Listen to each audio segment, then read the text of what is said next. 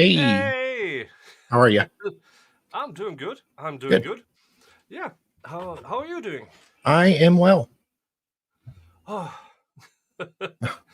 oh, I just finished the stream with the Yeah. lesbian couple Toy Boy murder trial, and Toy Boy is on the stand, lying his teeth off, Oh, and yeah, you never and do that. it's so bad. It's so bad. I mean, it's worse than the Zachariah Anderson bad. I mean, Yeah. it's so bad. But we are here for the Jodi Arias, and Dave couldn't be bothered, so Sal is here to. Yeah, he has family. Mm, Ow! not even 2 minutes in.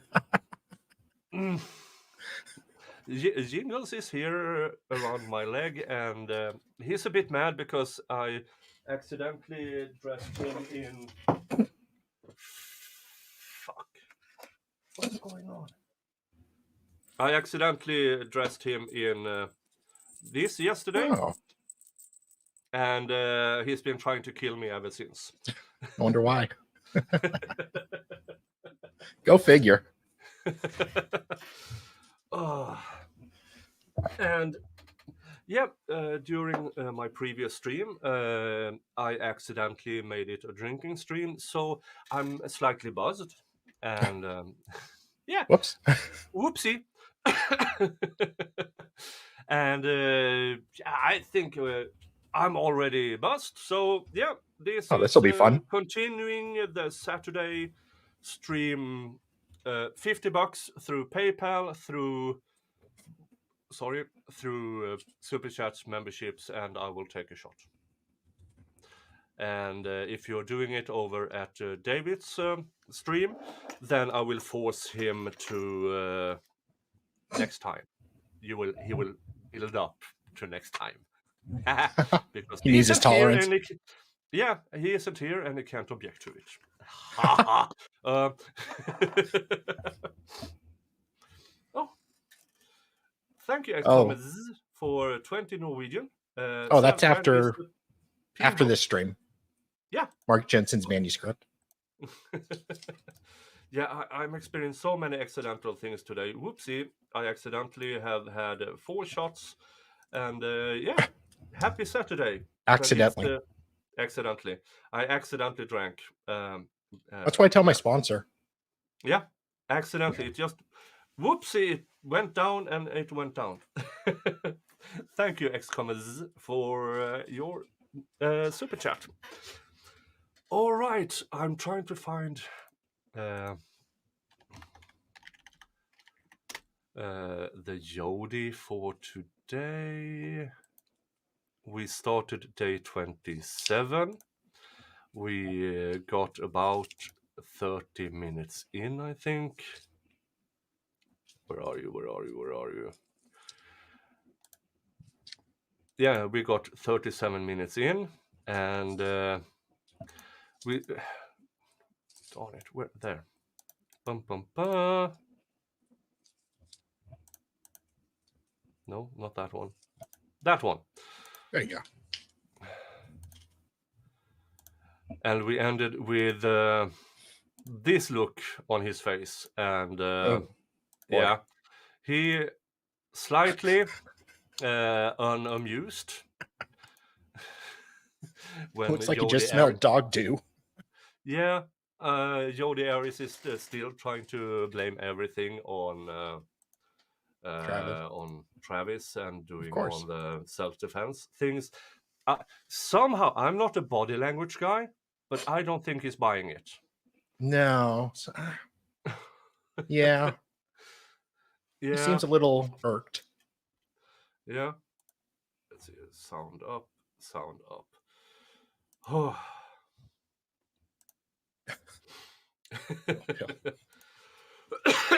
Okay, but yeah, I told Dave we would try to get this empire Okay.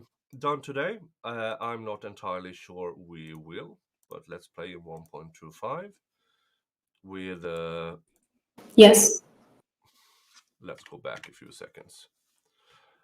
And let's see how far we can go. And with $, we are currently $48 to my next shot of whiskey. Because 20 Norwegian krona is about $2.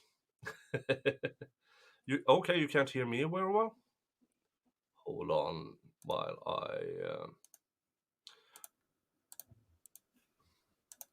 Is this better? Yeah.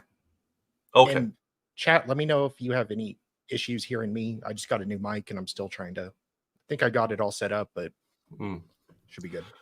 Yeah.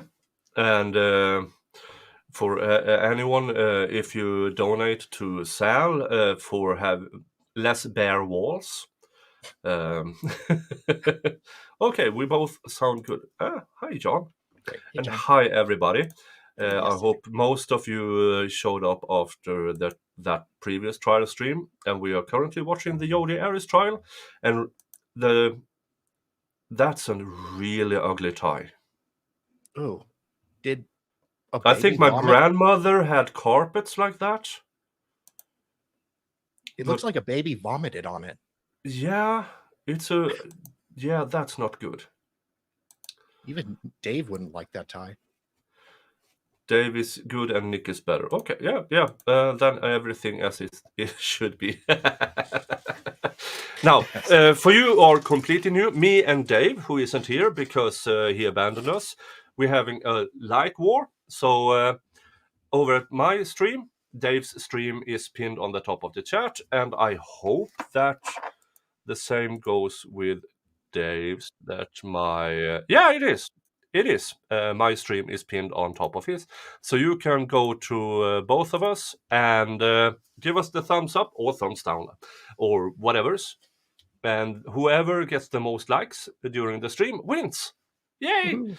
Same goes with super chats and gifted memberships. And Dave won last week. And since he's not here, I'm assuming I'm going to win because I'm here. Dave didn't even want to show up for you guys. Yeah, I mean, he said he has family over and some Christmas party, but yeah. Hi, Brandon. Thank you for your $5 to me. Dave was just there. Where did he go? I don't know. He has this habit of abandoning us from time to time. He does. Wait a minute. Dave's. I think Dave are a few shots behind from yesterday. So maybe that's why he doesn't show up today. Could be. But with Brandon's $5, we are now $43 to my next shot. But let's listen to Jodi Arias' lawyer desperately trying to rehash what happened during the prosecution's cross-examination. If you want to be amused, the final day of cross-examination, I think that was day 25, is amazing. Yeah. That tells you everything you want to know about this trial.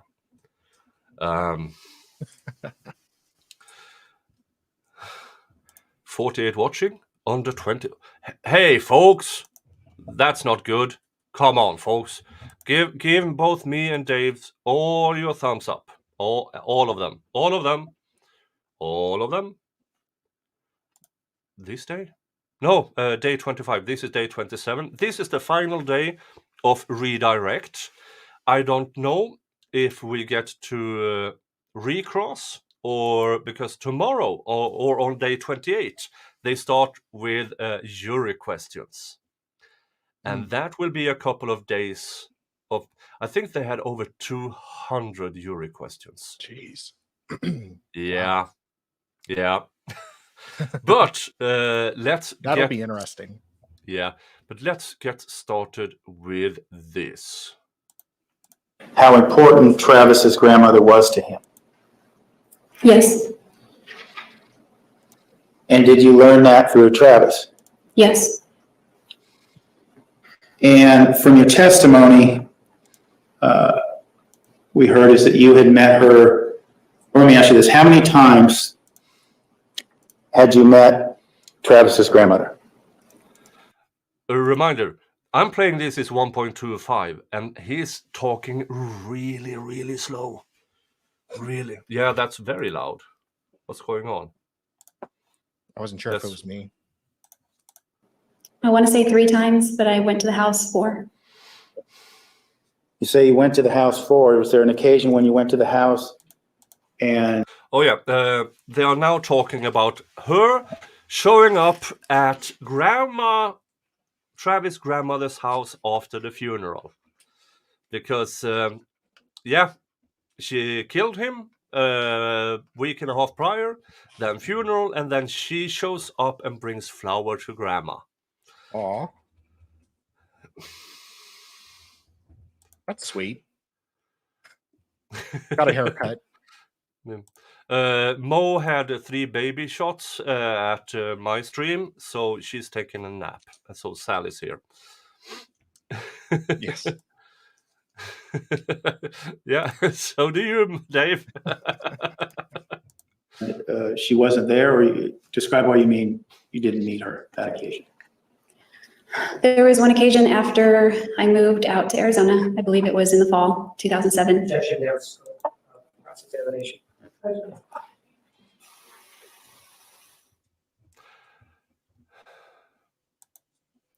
Sidebar in progress to 43. Veal is so helpful.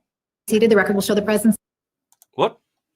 I'm just saying Veal is so helpful with the video. Like telling us when to skip forward in it. And everybody go to Vielhammer Media and subscribe to his channel, because he has loads of trials where he has audio remastered it, and he's a magician. Trials that had so crappy audio you couldn't even stream it. He has now made it available to all of us. So if you are if you're thinking about starting your own channel and watching trials, Vielhammer Media has these historic trials where you can start off and get comfortable. So everybody go over to Vielhammer Media, subscribe to him, so he can get monetized and everything. And can a mod put his channel in the chat? Because I think he's got watch hours. He just needs subs. Yeah, he needs subs. I think. Hold on I can send you the link. Yeah, I have it here. Vielhammer Media. And he'll be on my Jensen stream next. Yeah. So everybody go over and subscribe to him, because he's doing amazing work for us trial streamers. Amazing work.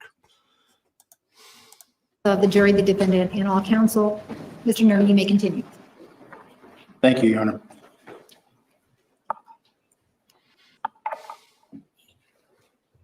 Just briefly, when we left off, you knew prior to June 4th that Travis's grandmother was very, very important to him. Is that right?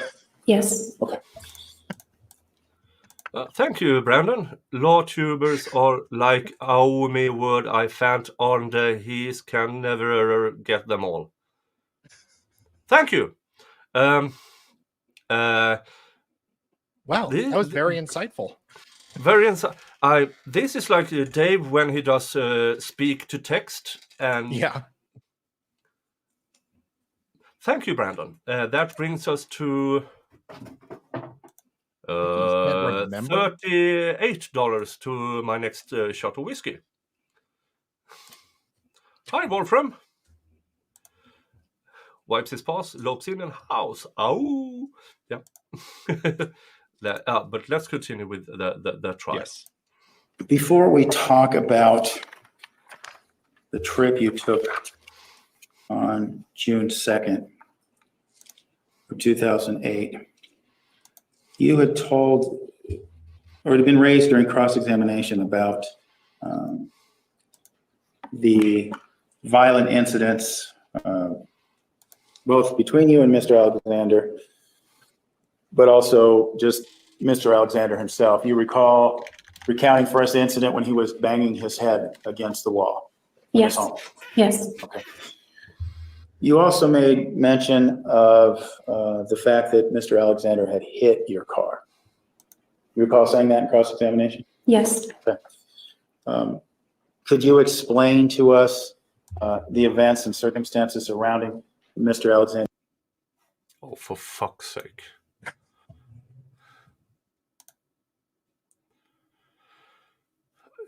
Look down here. It's buffered. This is between StreamYard and YouTube. I have checked everything I can check. There's nothing wrong with my internet. There's nothing wrong with my stream. And here's jingles.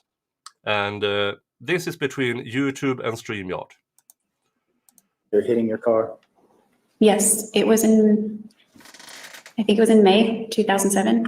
And we had spent 2 days at Disneyland, and we were driving to the Getty Center in Los Angeles because it was on the list. And from Anaheim to Los Angeles, distance-wise, it's not very far, but it took us a few hours to get there because there was gridlock, 5 or 6 lanes of traffic. We were barely moving, and he was driving my car, and he has zero tolerance for traffic jams. So he got very angry and began to swear and started banging the steering wheel with his fist and hitting the inside of the door, just screaming at other drivers who were oblivious to him, but he was screaming at them and just angry. I mean, it was like he was straining at the leash, but it was a seatbelt, like he couldn't restrain himself.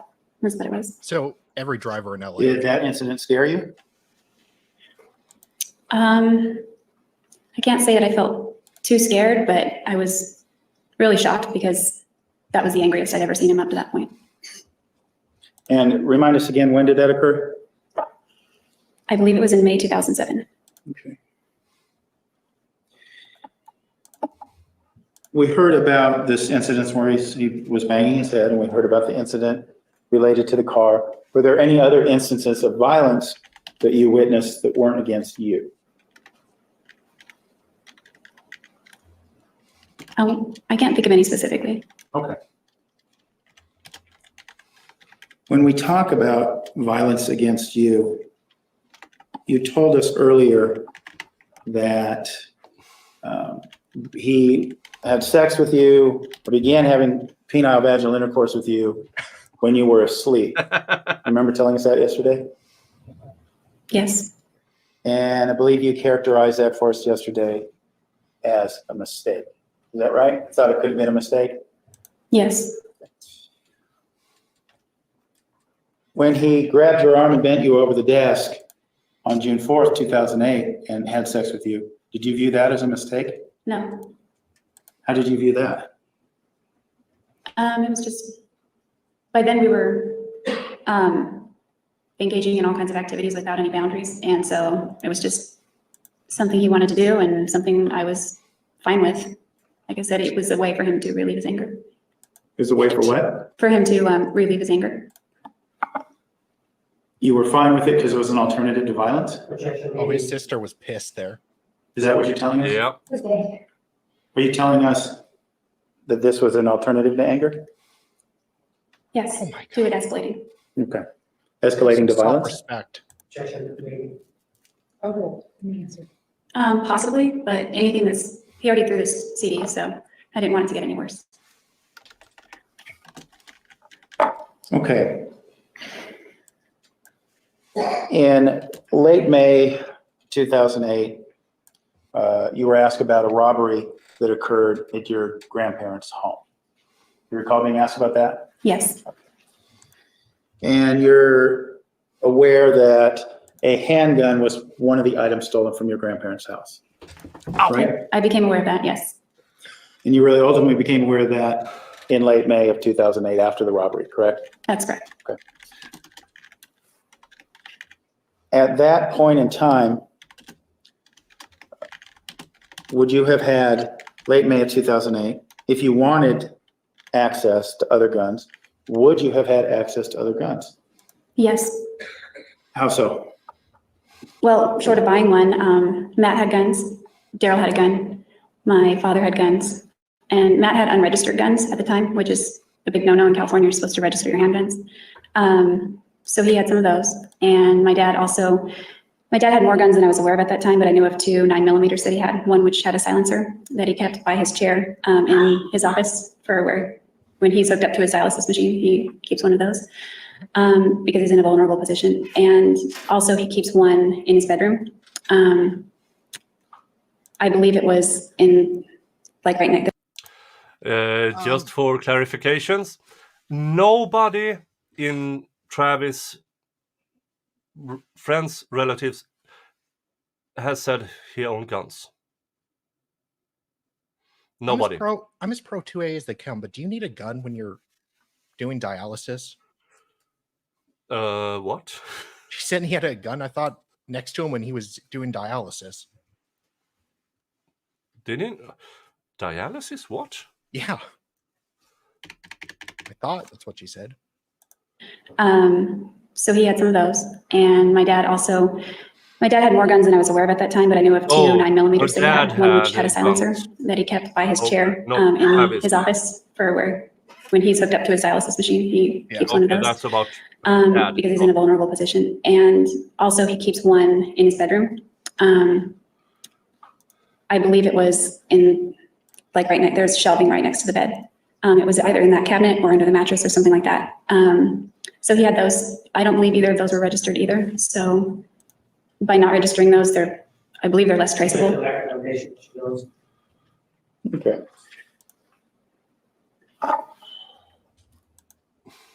Several guns at your disposal if you wish them to be. Is that right? That's right. I don't know that I could have gotten hold of Daryl's gun, but I knew where it was. We also talked about your choice to rent a car in Redding, California, as opposed to Wairika, correct? Yes. Okay. As it relates to Wairika, one of the things that was queried of you is the idea that it was a small town and people would know your business if you rented a car there. Do you remember that line of questioning? Yes, I do. How long, prior to you moving back in April of 2008, how long had you been away from Wairika? Besides going back occasionally for visits, 10 years. Then referencing May of 2008, did you know a lot of people in that town in May of 2008? Besides your family? I didn't recognize anyone. I thought I would see more people that I knew because I lived there, but I actually didn't see almost any of my friends there anymore. Okay. Oh. Now, referencing the same time period, May of, or June, early June, excuse me, of 2008, you owned an automobile, right? This Infiniti that we've talked about? Yes. Okay. And being in Wairika, you had family members there as well who had vehicles. Is that accurate? Yes. You could have borrowed a car from your parents? Yes, my parents have lots of cars. Could have borrowed a car from your grandparents? Probably. Maybe your sister? I don't think she had a car at that time. Brother? How does this speaks for her? Because for me, since she had access to all these cars and she still rented, that doesn't really speaks for her. Yeah. This is weird questioning from the defense. Unless the car was really old. Or And she wanted- recognizable. Yeah, I mean, if she was worried it would break down going to LA, Yeah. maybe. But in this situation, it's not very likely that would be the reason. No. Which brother? Carl? Possibly. I'm trying to remember how many vehicles he had at that time. He had more than one for his house. Okay. So you could have perhaps traded a vehicle for yours for a few days if you wanted to, right? Yeah, I could. Okay. There were also people in this town, mainly your family, that could have rented a car for you in Wairika if you needed their assistance in doing that for whatever reason. Would that be accurate?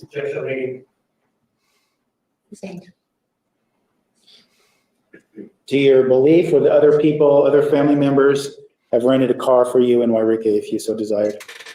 Yes, maybe even a couple of friends. But as you told us on direct and on cross, You chose Reading because of the price you were going to pay for the rental car, right? No, I actually chose Reading because it's the only place that would come up on Priceline or Expedia or whatever I was using. It was the closest place in the direction I was headed that kept coming up when I entered Wairika zip code. Okay, in the direction that you were heading, meaning the next question that was raised is this idea that you were heading south through California, correct? That was your itinerary? Yes, So Reading, California, where is that in conjunction with your first stop, which was the Monterey area? probably 6 hours around there. My question to you is it directly in the middle? Is it right off the freeway? Did you have to divert yourself To go to Monterey? to go to Reading? Oh, no, it's right on Interstate 5. Reading is, just like Wairika. So stopping and getting the car at Reading just meant pulling off the freeway and stopping at the airport. Is that what you're telling us? Well, my brother lived right off the freeway. The airport wasn't too far from his house. And it was on your way Yes. to Monterey? Okay. On the way to Monterey. I Now this don't know what this is relevant to, but hey. trip in the Monterey area, I know you talked about many a different town, Seaside, Santa Cruz, that sort of area. But what I want to do is I'm going to use the term Monterey area just for simplicity, okay? Okay. And When you were there at the Monterey area, as it relates, going back to He's this missing issue his of cars, wife, I assume. did Daryl have a car? Yes, he has a truck. Let's ask another question. Did Matt have a car back at that time? Yes, Matt always had a few vehicles. Oh, Would maybe those have been cars that you believe that you could have borrowed from either one of these individuals if you wanted to? Probably not Daryl because it was his only form of transportation, but Matt, certainly. And Matt being the guy that was brought up on cross-examination, that would never betray you, is that right? Yes. Oh, wow. Remember, thumbs up on both our channels. We are After the in on each other's streams. time you So spent in Monterey, we can get around you we to heard about algorithm. some time you spent in Salinas, is that right? Did I say that town right? That's right. And Salinas is the city that you got your nails done, is that right? Yes. Okay. And was this also the city you went to the Starbucks and had this issue with your license plates? No. Where was that? What city was that? Pasadena. Okay.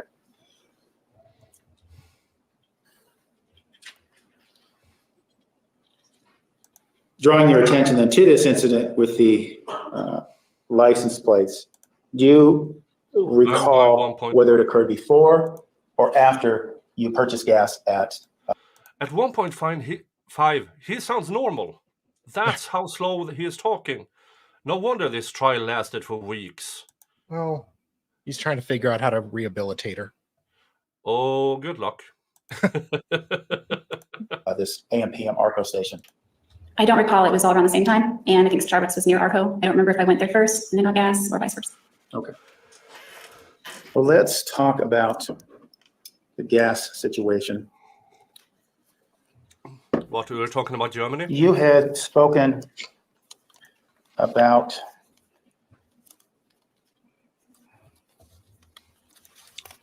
a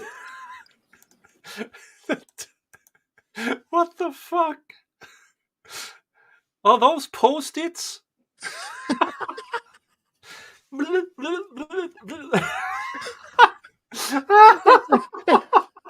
That's how he prepared for return. There's 50 Post-its bundled together. Hey, where was that one I need? Oh. Blim, blim, blim. Oh no, that's the one. Yeah, gas situation. They are all either talking about World War II Germany or Taco Bell. I don't know. gas can you had purchased. Oh my God. David. His Oh, trial I'm going preparation. back a bit. Look at his how he Prepares for trial. for redirect. Look It's worse at than those, you, David. Yeah, look at these bundle of Post-its. The gas situation. You had spoken about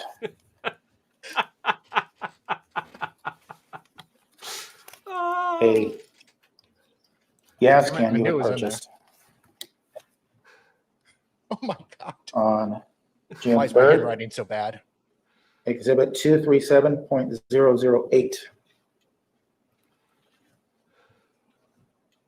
Do you recall seeing that last week? Yes, And where was that purchased? at Walmart in Salinas. You said that you said that you returned that. Did you return that right away? Was that before or after you got your nails done? I think it was before. And you purchased it before or returned it? I purchased it. Starbucks is in the same parking lot. I think I went there and then I returned it after that. Okay, I'm a little confused because you had just told us that the Starbucks you went to was in Pasadena. That's a different Starbucks. I also got Starbucks in Salinas as well. Okay, all right. So you purchased this gas can and you decide, well, why do you originally decide to purchase a third gas can? You had two. Why three? Well, I was thinking about, again, getting cheap gas and out of state. And then I thought it was in the movie. What's that movie? The two chicks who went back to their. One of them played by Phoebe from Friends. They went back to their homecoming, but they haven't done anything with their life. So they're trying to say, "Oh, we're wealthy. We invented Post-it." And after I got it, I thought it doesn't really make sense for the math, and there's not a lot of room in my trunk. So it didn't make as much sense as my idea originally, just to fill up on gas and that kind of thing. And gas. So you returned that gas can the same day? Yes, right after Starbucks. I think that was before I went to get my nails done. That was Before you went where? To get my nails done, Okay. I think. All right. And you didn't get any sort of receipt from that Walmart regarding the Yes, return? Is that what Romy you and told us? Michelle. No, I think they just handed me cash or something. I might have gotten a receipt. I don't remember. Okay. Now, the gas cans you borrowed from Mr. Brewer, you didn't measure them to ensure their accuracy, that they were actually 5-gallon cans? Is that No. fair to say? That would be fair to say. You needed to measure what? Now, staying on the issue of gas, Usually says you on were the can how shown much. 3 different Like, receipts But from your apparently you time can't at the trust ARCO that. station. Now, showing you what's been marked as Exhibit 237.001. Romy and Michelle's high school reunion. Yeah, You it's a recall funny seeing that? movie. It's a Yes. really funny movie. And that was, do you recall now if you paid at the pump or paid inside as it relates to that particular transaction? Well, I don't recall from memory, but that looks like it was a pay at the pump receipt. Drawing your attention to Exhibit 237.012. This is a receipt. If we look at the addresses, it appears to be a receipt from the same location, has the same facility number on there, but the receipt is different. Can you see that? Yes. In terms of its structure. And I know you don't work for ARCO, but do you recall the difference, or do you think you paid? I see a clerk number was pointed out, 2525. Clerk number, do you believe you paid inside, or do you believe that you paid at the pump on that one? That would probably be inside, because I also think that's the only way you can prepay. Okay. For a certain amount. And as it relates to these exhibits here, you prepaid But $40 she got pumped every once at in a while. 9.59 gallons. Correct? Yes. Okay. Now, you said you prepaid that amount. Do you recall, did that go in the car as it relates to the $40? Did that go into the car, or did that go into gas cans? Well, I don't recall specifically. I'm pretty sure, though, that I filled up my car and then the gas, or I really don't recall specifically. Okay. As it relates to Exhibit 237.013, we can see another receipt that mirrors the format of 237.012. Wouldn't you agree? Yes. Same clerk number, and same prepayment. You prepaid, it looks like as to the exhibit ending in 013, you prepaid $20. Is that correct? Yes. Okay. Now, question was raised mathematically to you as to where that gas could have gone. Looking at these two receipts, the prepayment receipts, we see 9.54 gallons, correct? Yes. And barely here, it appears we see 2.774 gallons, right? Yes. Okay. Assuming that the gas cans you had were 5-gallon cans, those cans would have been pretty full had you put this $40 in the gas cans. It was Right? only 40. Darn close to full. Assuming they were 5 gallons, yeah, each. Or 4 gallons. If the gas don't fit, you must So have quit. this 277 couldn't have gone in that second gas can or any more in the gas cans, could it have? No. As it relates to these two receipts, He's trying to say she didn't have as much. since they are of similar format as we've spoken about, do you believe, to your memory, that these receipts, these two receipts we see here, were going into the same item? I don't think so. Well, unless it was the car, certainly not the gas cans. Well, unless they were more than 5-gallon capacity. Okay. As it relates to the car, when you were at this gas station and prepaying for gas, did you know exactly, I'm going to need blank amount of gallons of gas to fill up my tank? No, I didn't know that. How is this anywhere good for her? Did you leave that Arco Just station highlighting. with a full tank of gas in your car? I believe I did, yes.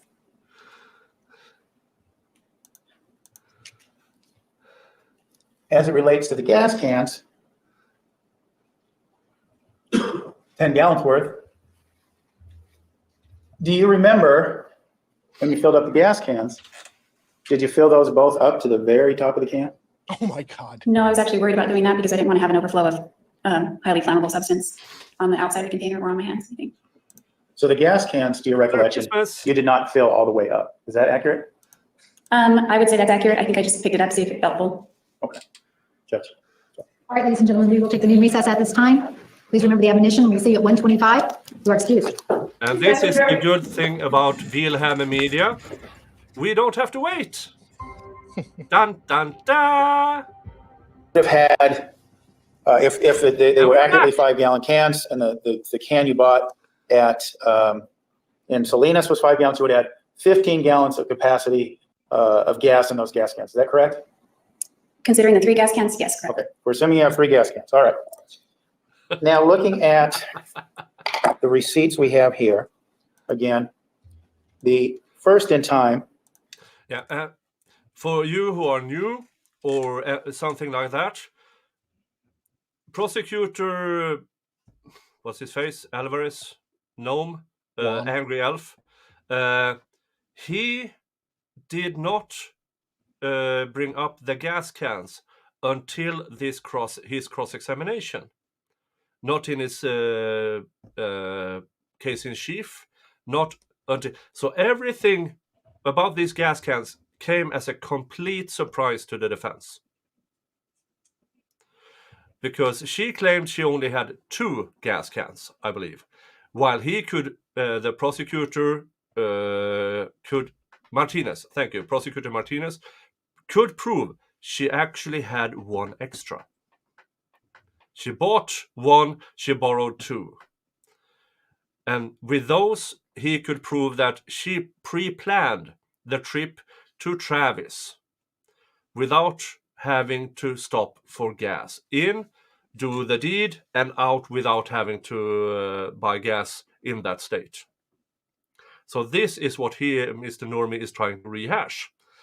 And he's not doing good. Oh, thank you, Bass, for your $2 super sticker. And it says, I'll be back. Okay. Thank you for your $3 super chat. Thank you. or super sticker. Thank you so much. That brings us to $35 to my next shot of whiskey. So it's one shot every $50. And you can do that via PayPal. You can do that via Super Chat or via gifted memberships on my channel. If you do it on Dave's channel, I will make him drink it, all of it, next time he shows up. But just so you, if you're new here, just so you're in the clear, why are they talking about gas cans? And that is because Prosecutor Martinez, in cross-examination with the gas cans, proved that she pre-planned to go to Travis and go out of the state without stopping for gas. Without that, nobody would have known she was there. So that is how he proved that. And defense lawyer Nurmi is having a hard time. It's 8:42 p.m. You see that on there? The time? Yes. Thank you, Tammy, 8:42 p.m. being the first in time. for your super sticker. That's 8.3. Hey, you. Yeah. Right? That Yes. brings Okay. us to $33 Now- to my next shot of whiskey. And we saw this receipt here for the small quantity of gas.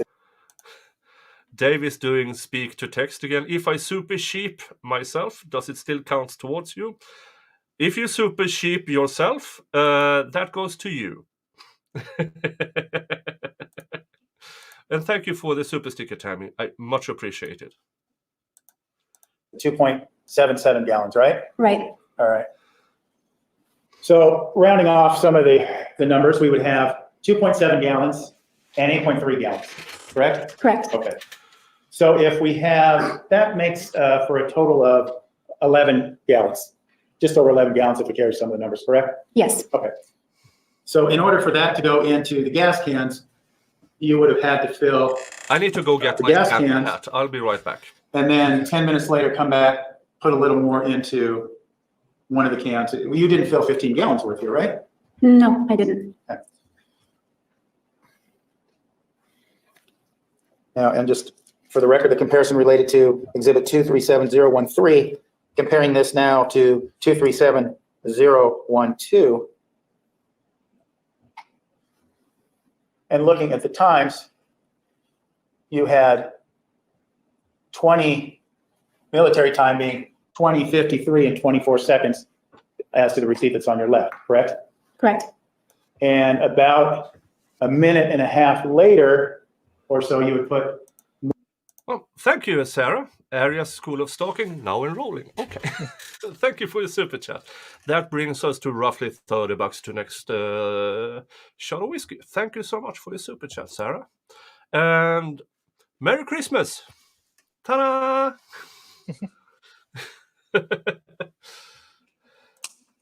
Note to self, pay in cash when I'm doing all the things for stalker. Yeah, and here's maybe not save the receipts. I'm not doing advice for you to get. Don't do crimes, first of all. It's bad things. All the bad is doing crimes. Saving all the receipts while you're actively planning to get away with ending your ex-boyfriend, maybe not such a bright idea. Well, maybe she wanted to like deduct it on her taxes or something. Yeah, crimes are bad, y'all. It's Saint Nick. Yeah, it's Saint Nick. Ho, ho, ho. Mr. Jingles will... He's been attacking me all day after I made him wear this Santa cat suit yesterday. He was not happy. My legs are scratched. More gas, or you'd purchase more gas. Correct? Can That's you- the one we see on the right, looking at 20:54:52. I can't quite see the time on the right.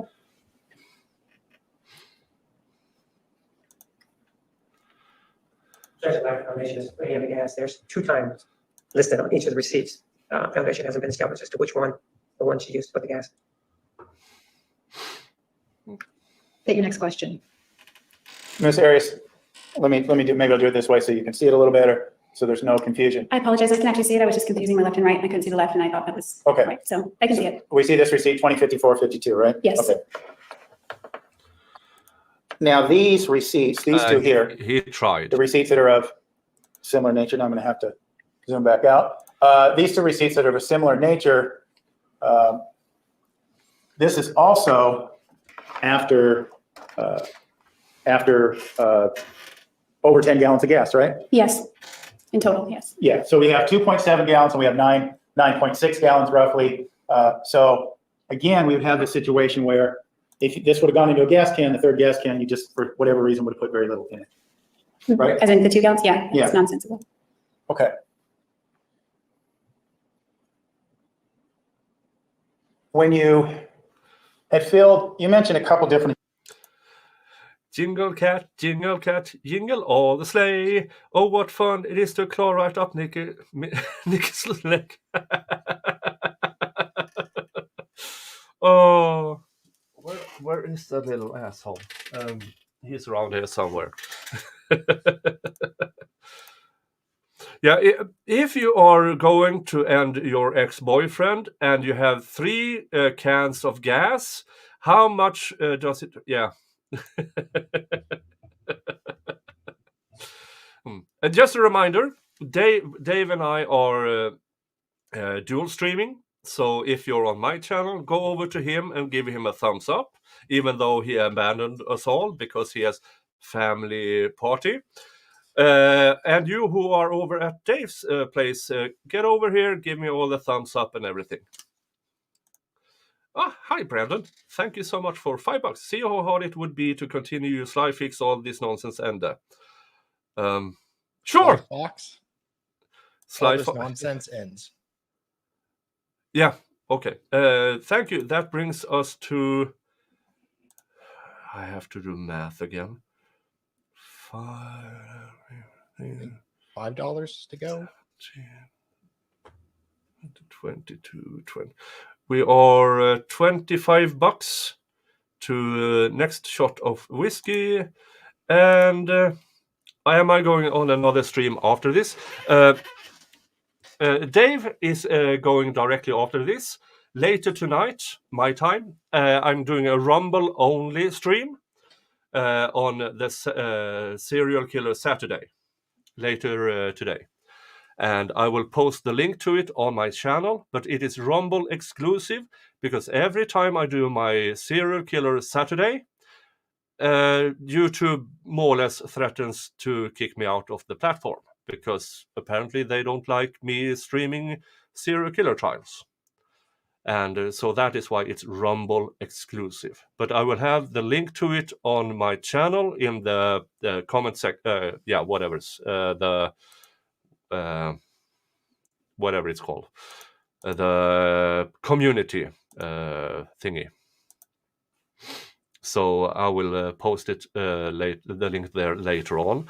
But I will after this is done, I will send you all over to Sal, so you can get him drunk. Or I mean, so you can watch him. Watch him talking about peens. Well, a man who's obsessed with them. Yeah, that's what I said.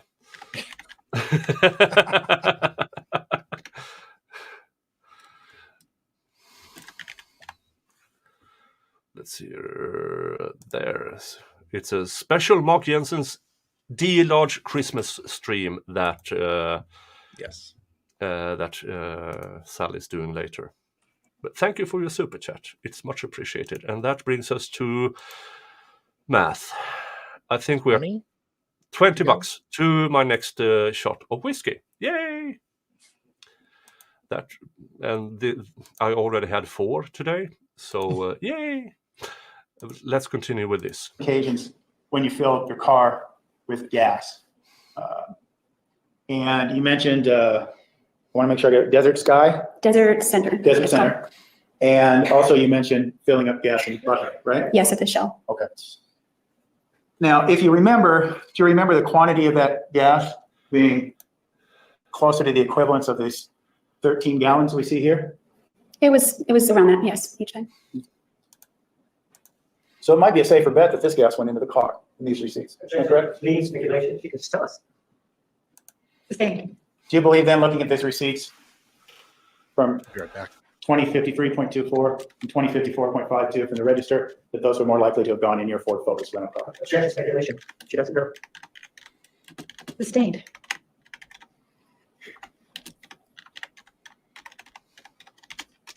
Do you see it likely, to your recollection, that you would have filled up one source of gas at 8:42 p.m., No, 20, I think. put more gas in at 20:53? And bearing in mind now, Ms. Arias, even if you had that third gas Hi, Saitai. can, that would be a good 16 gallons worth, right? Yes, Over 16 gallons. So that couldn't have gone into any gas cans, even if you had this third gas can, correct? that's correct. Okay. Objection, speculation. Overruled. Okay. So going back to my question then, do you believe that you would have filled one source, came back and 10 minutes later, thought that you could have put $40 into the gas cans after putting 8.3 gallons into them? Objection, speculation. She can tell us what she did. He's asking her to speculate. Sustained. Restate your question. Restate your question. I don't know. Having filled two, if the first one, the first receipt were to be the gas cans, and you put in $34 to fill both gas cans, would it make sense to you that you would put $40 worth of Three gas, try to put that into the remaining gas can? Objection, speculation. Makes sense. No, that makes no sense. Unless she had 3 gas cans, which the prosecution more or less Bringing back, proved removing is, exhibit cross-examination. 237001, and now including two. Hey, Hello. Dave. Hello. Just for a quick second, I was like, oh, I got to set up the redirect. That gives me an excuse to run out to the treehouse and say hi to everybody. Yeah, hello. Dave is here. He hasn't abandoned all of us just yet. Not just yet. I've been watching, and I just I'm not able to sit in the treehouse with preparing for a family holiday special. Yeah. But no help. That's kind of what I'm getting so far. The defense attorney is offering no help in the rehabilitation of this witness. No whatsoever, because he's trying to talk about 2 gas cans and filling up the gas cans. He's trying to avoid the third because she bought one or borrowed 2 or whatever it was. But we do know through cross-examination she had 3 gas cans. Yes. But the defense attorney Nurmi is desperately trying to say it doesn't make sense if you only had 2 gas cans. Yeah, but she had 3, and then it makes sense. Right. Well, she claims that she returned one. That was her defense the whole time. Well, I did have 3, but I returned one. Yeah. And it's no Because- evidence. And by the way, so this was not Nurmi, this was the prosecutor's strategy. He didn't tell anyone about the gas consumption calculations he did because he didn't want the defense to be able to prepare for it. So when they crossed her on stand, Nurmi had no idea that those questions were going to be coming out, nor what the mathematical formula was. And that's probably why he's got all those Post-it notes that he's like scribbling stuff down on. It's like back of the envelope calculations he's probably doing. Yeah, and it's not going well. Because none of this makes sense, and it's easy objections, and he was not prepared for it. So it was good prosecutor tactics. Yeah. In the middle of all the prosecutional misconduct we know happened, he's doing good. I mean, he cheated and misconduct that we know of from the appeal. But he's doing, I mean, he has all the evidence. It's just how he handled the evidence when it came to sharing it with the defense. All of that. It's an open and shut case. You don't need to. Yeah, he really didn't need to cheat. He really didn't need to cheat. I mean, she could have had another trial. Yeah. I mean, she could have. I mean, with all his crap. Was he directing to 4 Post-its? Yes, he was redirecting to 4 Post-its. This is just one of those points in the case where you're like, all right, we lost. Let's just be done with this. But you can't, right? You still have to continue on. Yeah, and I'm trying to get through the rest of the day so we can start on Tuesday, because I do believe day 28 is when they start with jury questions. All right, so Jung, you hear that? We need to get the jury question bingo going. Yep. And so we need to figure that out. We need to figure out the questions. Everyone meet in Discord. We'll discuss about what we're going to put on the jury question bingo. Yep. Yes, Babu. Did you use any other candy? Like candy or like Blow Pops or whatever, Tootsie Pops have got to be mentioned. Yeah. If anybody here is new, earlier on the redirect, they were discussing how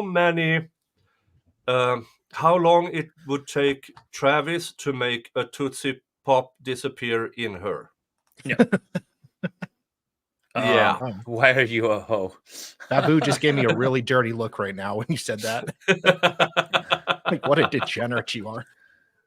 Yeah, we got to figure out all the stuff for the bingo. It's going to be awesome though.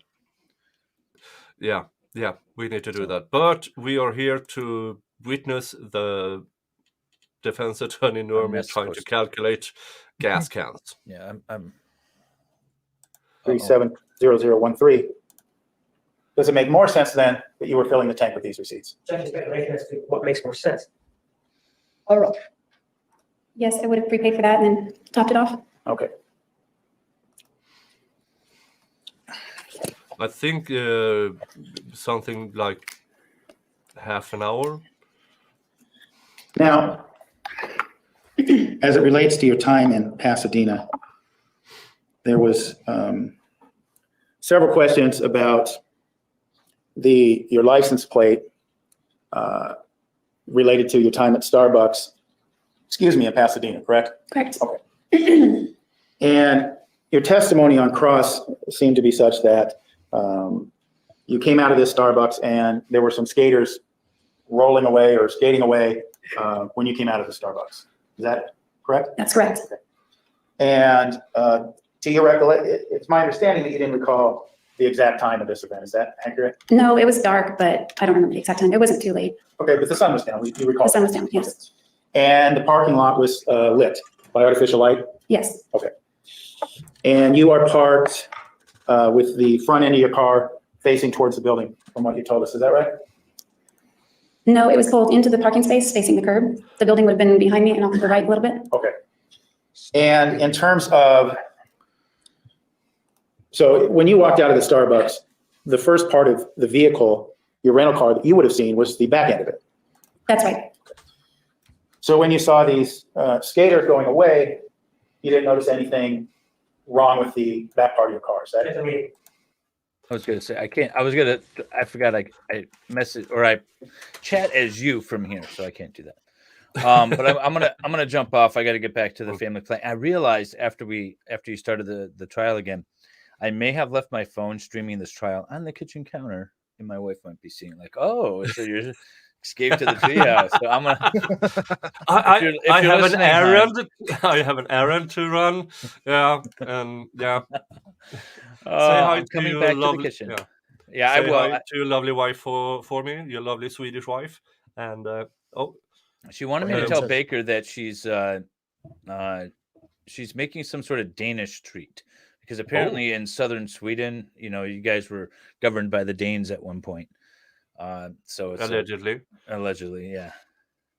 Hot mic moments. All right, okay, guys. I will. You guys enjoy. Yep. I'll be listening and in chat. All right. Okay. Bye. Bye-bye. Oh wait, I gotta do. Oh, don't end the stream, David. All right. Yeah, that would have been amazing.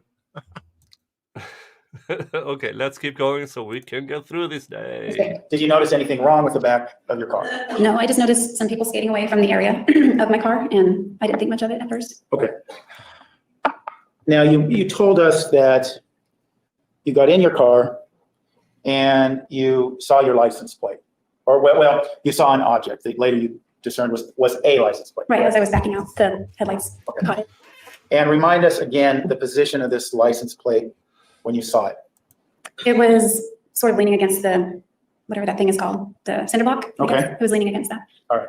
Not tall, but like, That wasn't what you said on cross-examination. You said you saw something on the ground that reflected. And now all of a sudden it's leaning against the cinder block? Sure. lengthwise. Okay. And do you remember whether it was the front of the plate or the back of the plate that you were observing? I don't remember, but I think it was, Sustained. You testified on cross-examination that you saw this plate, whatever side of it was, you saw it reflecting. yes, That caught your attention, right? yes, it Okay. did. And you told us that you looked out and you got out of the car, right? That's right. And you saw this plate, and it sounds like you logically concluded that it would be yours because of the bugs that weren't on the front end of your car, right? Objectively, so it's characterization logically, vouching. Sustained. Okay. You go out to the front of your car and you look at this object, right? Yes. And why would you do that? Why would you get out? Well, because it flashed and I just had that instinct for a second. I thought, well, what is that? Because it made a bright flash when my headlights caught it. So I got out to find out what it was. Okay. And did you examine the object to discern what it was? Yes, I could see it was a regular modern California license plate. And what led you to believe or to conclude that the license plate that you observed laying against this cinder block was the license plate that was related to your rental car? Well, I picked it up and I noticed on the front there were a bunch of dead bugs stuck all over it. And I glanced at my car. It didn't have a license plate. It had also dead bugs all over the bumper, except in the rectangular area where there should be a license plate. So I just kind of looked at it, looked at my car, put two and two together, realized what might have happened, and then I just wanted to get back in my car very quickly. Okay. You mentioned that you said you wanted to get back in your car quickly. Sounds like you were uneasy or uncomfortable at that point in time from what you told us on cross. Yes, after I perceived that someone had messed with my car, I wanted to get back in the car and lock the doors.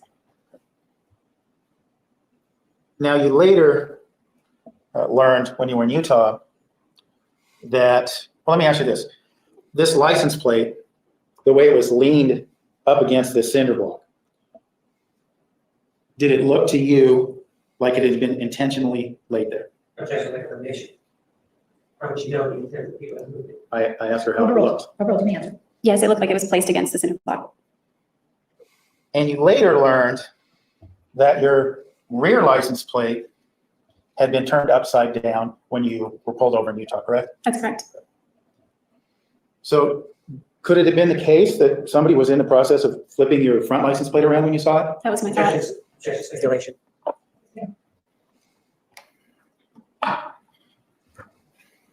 Okay, so you place the license plate in your car and you proceed on your trip, correct? That's right. Okay. I put it on the floorboard. On the floorboard. Yeah, it was kind of dirty with a bunch of bugs on it. What kind of bugs, ma'am? Now, you mentioned on your trip that you stopped in, we mentioned this a bit earlier as well, you stopped to get gas at two different locations on the way in, correct? Do you mean from Pasadena? From Pasadena to Mesa, you stopped and buy gas twice. That's correct. And your recollection is that you paid cash for that gas, correct? That's my well, I think I paid cash. I'm not really sure. I just know I went and got gas there and paid for it and got back on the road.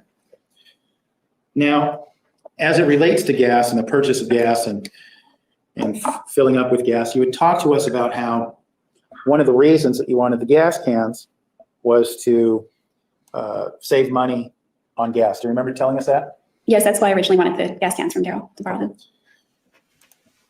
Instead of filling up your car with the gas cans on the way into Mesa, you are telling us that you chose to fill up the tank from a pump instead of those cans. Yes, at Okay. first at Desert Center and then at Lee Buckeye. He's Okay. very accustomed Why did to you choose stuff then in the to back. retain the gas that was in your gas cans? Well, when I got to Pasadena and I realized I wasn't going to hook up with Laura, which was Daryl's sister, and I wasn't going south to San Diego to visit John Dixon that was out. I was going to get on the road and head on I-15 and go to Utah. I'd never driven I-15. I'd never driven across Nevada. I understand it goes maybe through the southern part of the state. It's desert. I mean, I don't know what's out there. I mean, I was concerned about driving across that area in the middle of the night, being alone, never having driven that road before. So I wanted to make sure that I didn't run out of gas. So I put gas up first in my tanks so that I didn't run out of gas in the middle of nowhere. That was my fear. Okay. So it wasn't just about saving money. It was about concern about running out of gas on the way to Utah. Yeah, I was hoping to save money, but I was more concerned for my safety once I realized I was driving 12 hours to somewhere I'd never driven before. Okay.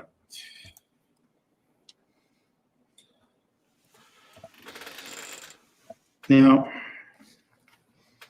I want to talk to you about arriving at Travis's house and some of the things. Yeah, I'm not entirely, because our license plates are really screwed in, Really? screwed down. We And just have 2 screw holes. really? Yeah, just Phillips and that's it. I mean, we have at least 4. So it's really hard to remove a license plate over here.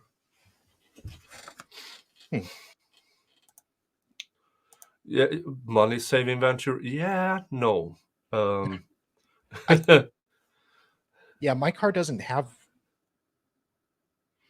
Okay, Veal. Some states have 4. Like my car, I think is the option for it, but I don't know. But yeah, Yeah, we I just think- have 2 in Arizona. Yeah, I do believe we have 4, but then again, you can have what do you call it? Something to. You have one thing that goes on the car, and then one thing that you put your license plate in, and then you still have to screw both to the car. Yeah. That happened on June 4th, as to what you can recall, okay? Okay. In that regard, when you spoke to Mr. Martinez, during several points, but mostly as it related to June 4th, you had brought up that you have memory issues that affect you during stressful times. Is that correct? That is correct. Okay. And you mentioned specifically when men are yelling at you. Was that your testimony? I said screaming or grilling. Okay. All right. Like what the prosecutor did. So screaming or grilling was your words. I just want to make sure we get it right. That's correct. Now, in this regard, with this response, before we get into it a little further, you're not a psychologist, are you? No, I'm not. You're not a psychiatrist, are you? No, You have no training in assessing memory loss? no, No training in assessing post-traumatic stress disorder? no, No training in assessing the psychological effects that can befall a battered woman? no. What I think you can tell us about is you and your reaction. So I want to focus on that. The characterization of what I think, irrelevant what he thinks. Sustained. Jodi, even without this training, you can tell us things about this reaction, can't you? The reaction on June 4th? Not the reaction on June 4th, but this general reaction to men yelling at you, stress, grilling you. I'll use your words. Yes. And I should be clear, it's not just men, it's not limited men, it's primarily, but it could be my mom, it could be any female as well. Somebody yelling. Okay. Let's talk about, if you can recall for us, this condition, if you will, for lack of a better word, when you remember this condition beginning, when are your first memories of you realizing, geez, when this happens, I just lose focus on what's going on. Again, she has memory issues, not losing focus. Sustained. Do you remember things better when you are able to focus on what you're doing? Yes, Like When- stabbing. People yell at you or you're in stressful situations, do you lose focus on what's going on? I do. Okay. Like when a midget prosecutor. When do you remember this condition or beginning to have this response to this sort of stimulus, the yelling, the anger? I remember really began when I was around 14, I think. Not as prolific as when I was with Travis ultimately, but my parents would yell at me over things and it sort of increased. And I moved away for a while, spent about 10 years away from that environment. And it got a little bit better. There was one point when Daryl yelled at me one time in our entire relationship and I almost had a nervous breakdown. It was pretty intense. And then aside from those things, after getting together with Travis, it took several months, probably 6 months, but he he began to snap and yell. And like I said yesterday, I think it was, he would just chuck me. That's when it started. Stay. Okay. It started when you were about 14. It sounds like it wasn't a big issue for you again until your relationship with Mr. Alexander. Is that accurate? Stay. This condition, did it begin to come into play again once your relationship with Travis Alexander began? Yes, it did. Now, in that regard, do you remember the first instance where this condition came into effect? During my relationship with Yeah, Travis. with Travis. Well, on the road when we were on the way to the Getty Center. It's just speculation. She doesn't remember. How could she relate something she doesn't remember? She was answering the question, Judge. She didn't say she didn't remember. Question. Your relationship with Mr. Alexander. He yelled at you, right? Yes. And did that give rise to this flustered condition? Yes, and eventually the shaking and all that. Okay. Do you remember, what is your first memory of this happening with Mr. Alexander? The shaking didn't really start till the fall, 2007. Not Overruled. As far as getting flustered, it was when the first, I mean, I'd seen him angry before with Abe and all those things, but he really flipped out when he was driving my car. And so I just hunkered down, hoping we could hurry up and get there so we could end that hell ride, basically. And was this, we talked this morning about the instance where you were stuck in traffic and he was beating on your car. Is that what we're talking about? Yes. Okay. That was the first incident you remember. Were there other incidents you remember? Yes. And in that regard, what was the next time you remember? The next time I think he flipped out on me was mid-August. And August of 2007? characterization. Is she flipping out? Is she answering the question of when she had the reaction, or when, according to her, Mr. Alexander got upset? August of 2007, you told us about Mr. Alexander beating his head against the walls of his home. You recall telling us that? Yes. Did you have this reaction at that point in time? Downstairs or upstairs? Overruled. Yes.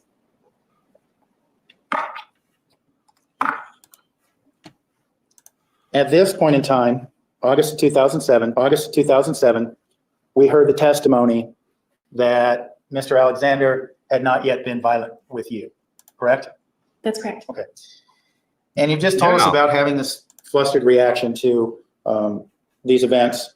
Yeah, I mean, all of this was in his direct examination. So this is repeat, and I'm not entirely sure. I understand the prosecution's objections, but I do believe one of the objections should be asked and answered during direct examination. So, okay.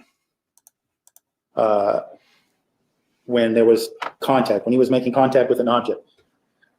Would mere yelling trigger this for you with Mr. Alexander? Yes, I didn't want him to be angry. So if he would call you, when he called you a whore and a slut and yelled at you, would you have this reaction? When he allegedly called her this.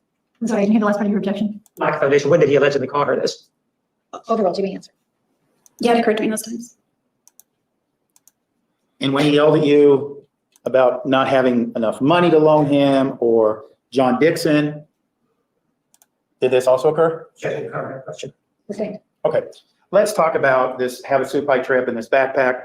You've told us that when you were behind closed doors in the bedroom in Mr. Freeman's home, Mr. Alexander was yelling at you about your interaction, the time you spent with John Dixon in Irvine, California, right?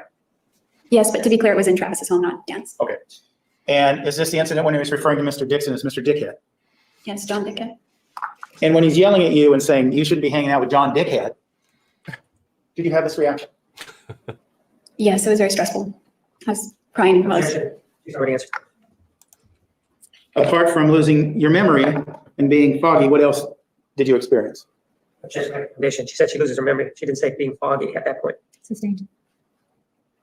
What else happened apart from this condition with your memory and your response?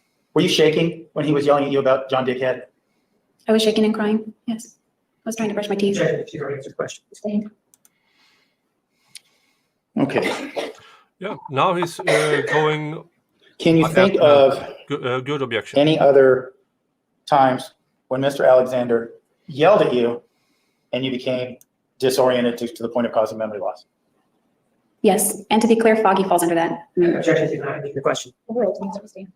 they're not complete blackouts. So, I mean, things just get scrambled. I don't know how else. There would be the time when we were arguing in his bedroom and he didn't let me leave the first few times and then eventually I left.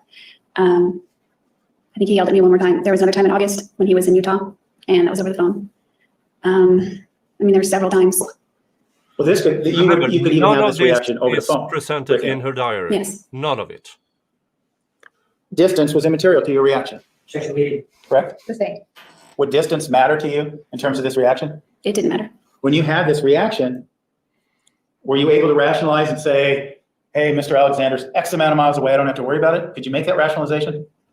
No, my rationalization was he's Objection come, denied. Your question. Overruled. that he's X amount of miles away and that didn't matter because he was coming back anyway. Okay. Yeah.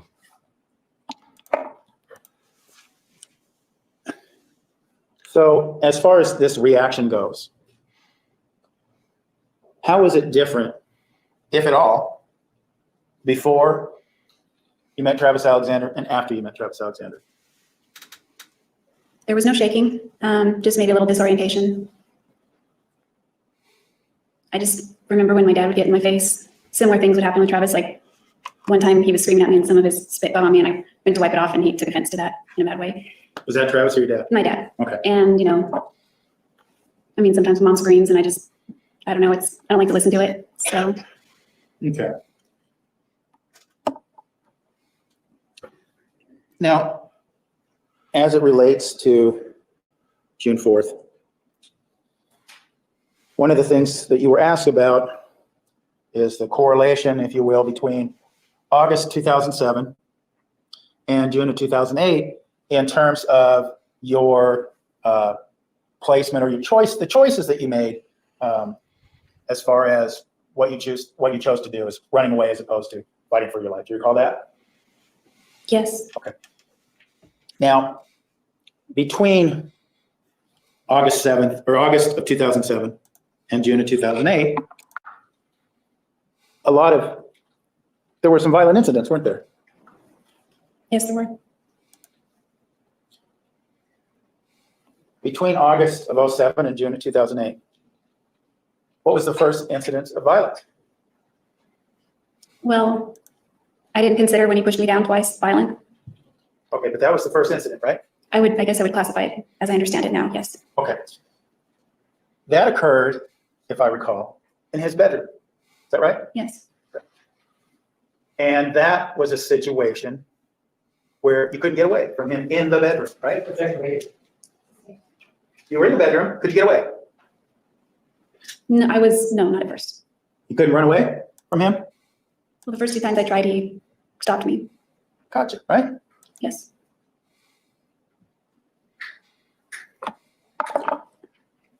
The reaction that we talked about the yelling and things like that.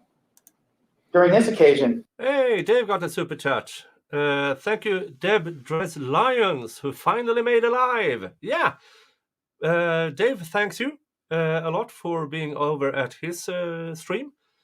He is not here at the moment. He was here earlier and then he had to go back to his wife because he forgot his phone on the counter. He was just going to the tree house to fix something.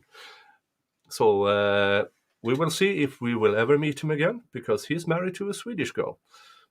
But thank you, Deb, for your generous super chat to Dave. Thank you so much. do you remember experiencing the fear and the shaking and the symptoms that you talked about earlier?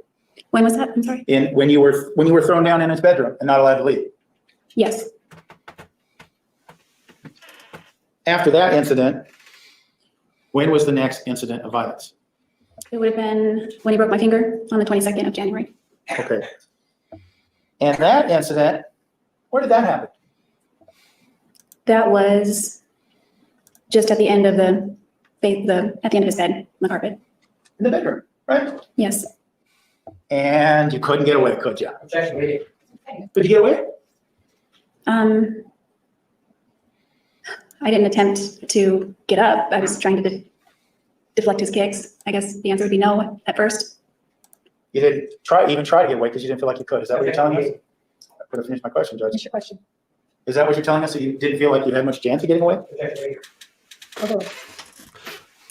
I was more concerned with deflecting his foot because he kicked my ribs and it really hurt.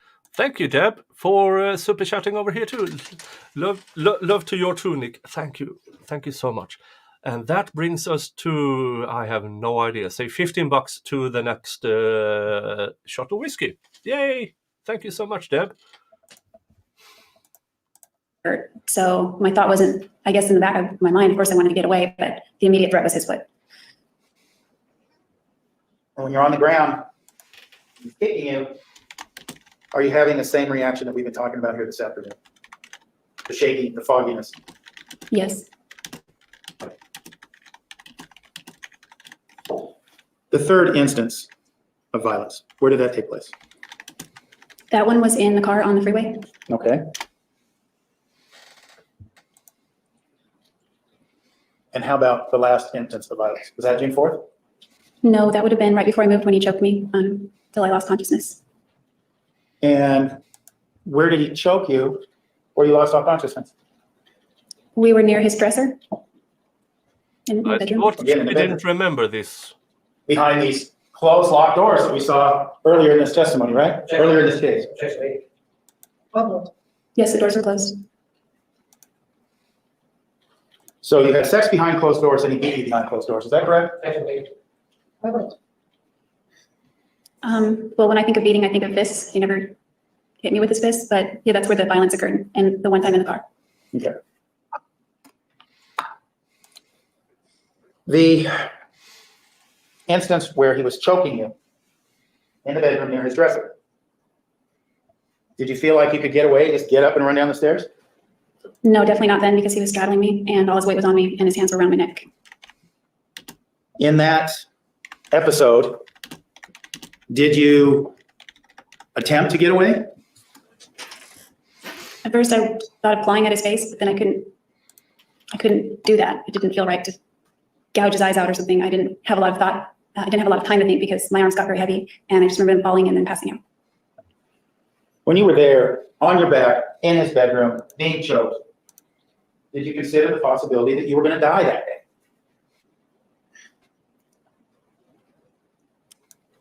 I don't think I considered it afterward, but I didn't have enough time to think. I just remember everything going black. I couldn't breathe. That's what it was.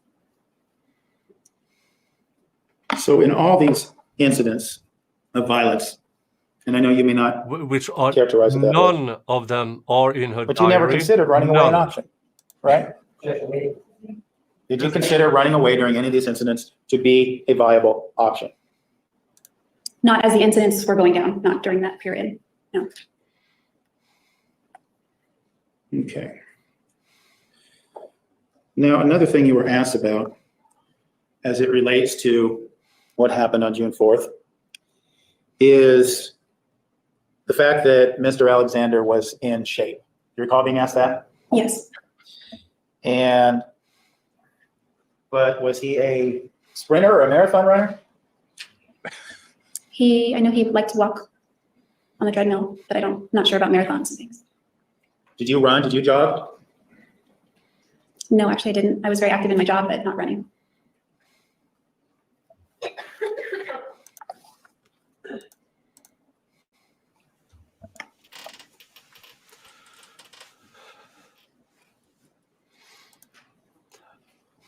Yeah. Here's the thing. Everything about these alleged instances where he was violent to her, she had a diary all that time and not a single word about him being violent to her. Now, on June 4th, 2008, you had posed for some pictures for Mr. Alexander. Do you remember that? Yes. Okay. And we talked earlier in the testimony about how you did certain things and you said certain things. I believe this came up yesterday because Travis wanted them and you enjoyed pleasing him, correct? Yes. And I want to show you, direct your attention to Say hello to the audience. Exhibit Mr. Jingles. 164. And I'm going to attempt just to try to highlight as to your face.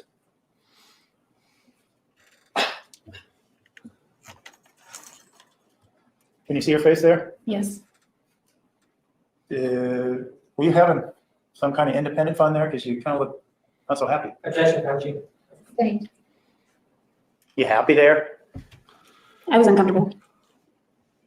What is that? And why were you posing for that picture? Well, it's Why something didn't you he's show been wanting all to do of for a it? long time. He had an account, he was excited about it. It was closed doors, it was private, and he said we could delete them. People, these pictures were shown in open court and on stream. I think it is on day 5, part 2, Yes. where all of Jodi is shown. All of it. And I mean all of it. And she does not look unhappy on any of them. I was Well, on very the- happy myself, but that's just me. Well, on the pictures that actually showed her face, Yes. we didn't see her unhappy. Other pictures were on the other end of her. All of it. And it's on day 5, part 2. And the reason it was shown is because the court technician video thingy was supposed to cut the video and have audio only, and he switched the wrong lever, so it became all video, no audio. I still think he did it on purpose, Yeah. yeah. just to be a dick. Oh. Now, this photograph that we just saw, the headshot of 164, A headshot. was this Which before or after you were tied up? Rawr. I think it was after. I'm not entirely sure the sequence of events, but I want to say it was after. Okay. None of the pictures Now, were this bound. rope that you were tied up with, I think you made the assessment that it was about 20 feet long, right? Yeah, I don't know exact feet. I just know the length from this place to this place, like the bathroom to the bedroom. It was Okay. pretty long. And you do not know, or do you know, the width of Mr. Alexander's headboard? No, it was a king size bed, but I don't know. Is that what you call it nowadays? Do you know the amount of rope that it took? Well, let me back up a second. You described your wrist being bound in a noose-like manner. Is that correct? That's correct. Do you know how many inches or feet of rope it took in order to have your these nooses around your hands? No, I let Travis handle that. All right. These nooses that were around your hand, can you recall for us, were they wrapped several times, just once? Do you know? Objection, Ms. Bates, that's what she previously said, wrist. I said her wrist. Both of them. I don't remember how he made the knots, but I remember just being able to slip my hands in and out. Not like really loose, but they weren't tight. So you could get They away. were tight all around the your time. wrist, right? Yeah. BDSM. They tied that to me. Both of those. Yeah, I wasn't cutting off the blood flow or anything. Can you recall if it was tight as it related to the bed? I recall it being taut, like when I couldn't really move my arms a whole lot. I could only bring them a certain distance this way because it was tight, the ropes. Okay. And your wrists, they would have been, from what you told us earlier, they would have been at the very corners of the bed. Is that right? Yes, Were they still on the bed or were they off the bed? Your hands? while they were tied up? Yes. They were on the bed in Okay. the corners. In the very corners, but there wasn't a lot of wiggle room back and forth, right? Objection, me. Was there a lot of wiggle room back and forth? I would say no. Okay. It was tight. I think Alright. there was movement, but yeah.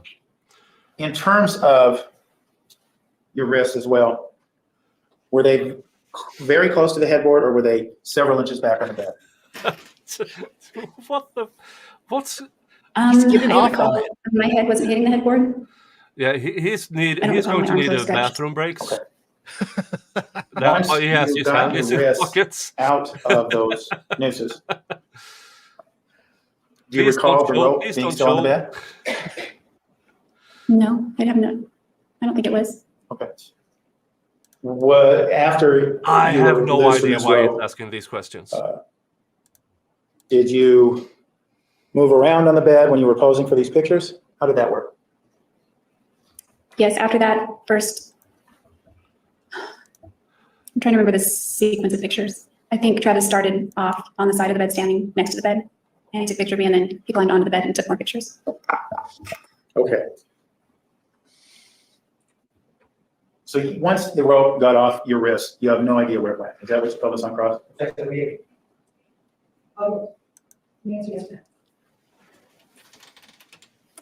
I can't remember if he took the rope or if he just, Do you remember what happened with the rope? no, well, not ultimately. I threw it in a dumpster, but I don't remember at that point where the rope was. I mean, not that part we used. The rest of it was just on the floor. Now, one thing we Oh, saw, the rest of it was on the floor, but here's the there were no rope on the floor when they found Mr. Alexander. So where did it all go? If it was ever there. It's amazing how she throws away some things, but she left the camera in the washing machine With the memory card, with the in it. memory card. which is the only thing you have to damage. Yeah, everything else could have been left there because she has no criminal record. So even if they got DNA and fingerprints or anything, they couldn't have tied her to this. She could have Unless put it in she- the dryer and it would have probably destroyed the card. Or just take it with her. Put it in the oven. I mean, yeah. I mean, there's a few things that she did that got her caught. One, leaving the camera, and two, calling the cops and inserting herself in this investigation. They might have been forced to question her sooner or later, but all But- she had to do was shut up. Yeah. Give me a lawyer. But- Yeah. Or just saying, no, I wasn't there. And there would have been no way for them to prove that she was, because nobody saw her driving there, driving away, anything. No, there's no eyewitness of her actually being in that state. But she saved the receipts and inserted herself into the investigation, and she left the camera and the memory card. Yeah. It's amazing. She could have actually got away with this. Yeah, she could, but she didn't. And here we are. in the pictures from that day, apart from everything else, we saw that there was a bottle of KY lubricant on the bed. Do you recall seeing those? Yes. And I kind of neglected earlier, there were some comments on your direct examination about, and through the tape, snippets of the tape were played, the recording from May 10th, that you introduced Mr. Alexander to KY. Is that correct? Correct. And is it true that you did indeed, in fact, introduce him to KY? Yes, that's true. Why did you introduce KY into the relationship?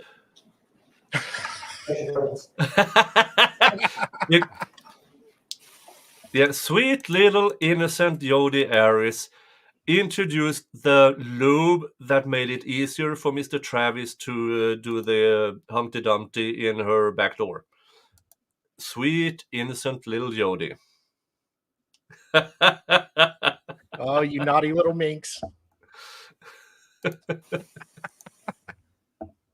She's a keeper. Oh, they are up there. Let's skip ahead a bit. You may continue. Ms. Arias, the question before you was why you chose to introduce Mr. Alexander to KY. Well, there were several reasons. The main reason being that some of the activities that he wanted to do were painful without it, and he was not willing to go to the store and buy it. So What a selfish Like lover. I had said before, after he ran out of Astroglide, he never went back to the store. The scope of the question, why, not whether or not she went to the store. Sustained. Okay. Well, let's break that down a little bit, Jodi. You Get some said baby oil. some of the activities She that brought he wanted it to engage because in she were painful was if it were not for area. KY. What are those activities? Sex, Are we talking vaginal sex or are we talking anal sex? Or oral sex? anal. Anal sex, okay. And from what you told us before in your sex life, anal sex was not a passion of yours, is that correct? It had never been a regular part of my thing with people that I've been intimate with. But you had said in other parts of your testimony, it came through this idea that Travis was very persuasive, right? You heard that? Yes, that was true. So it stands to reason then that if Travis wanted to have anal sex with you, he's probably going to get to do so, right? Objection, speculation, I sustain the objection.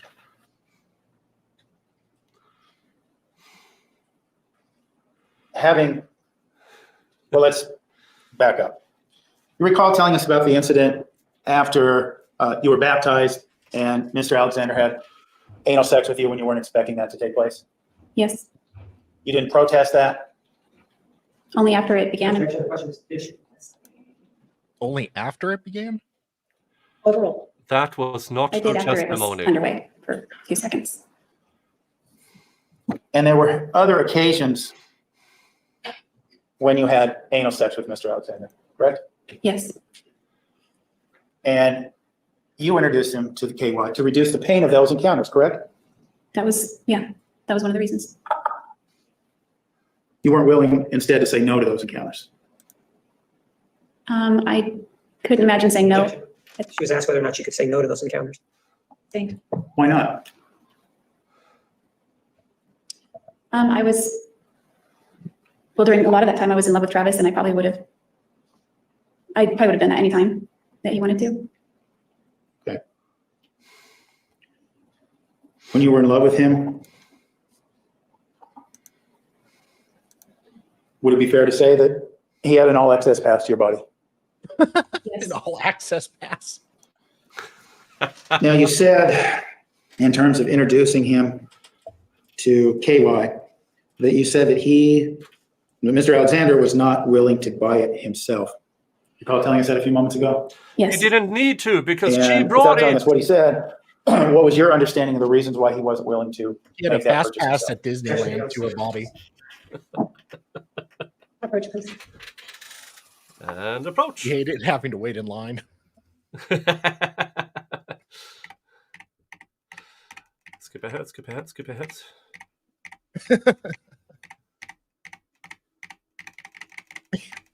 That's a long one. That's what she said. And why were you the one who purchased the KY jelly that you and Mr. Alexander were choosing to use? Asked and answered. Travis did not want to be seen buying that. He knew a lot of people in East Mesa and a lot of people from his church. I mean, that is legitimate. They're all Mormons. Did you purchase this KY at his request? Objection, as an answer, she indicated that. Her answer statements. Overruled, 2 minutes. I don't recall him making a specific request for me to go out and buy it. Well, when it was discussed that we would buy it, he refused, so I did. But I don't recall him saying, please go out and do it. I just know that he wouldn't. Did you have a desire to purchase it to avoid the pain? Objection, overruled. Certainly, that was one of the reasons I bought it. One of? Okay. I just realized it looked like I'm. Could we take the break a few minutes early?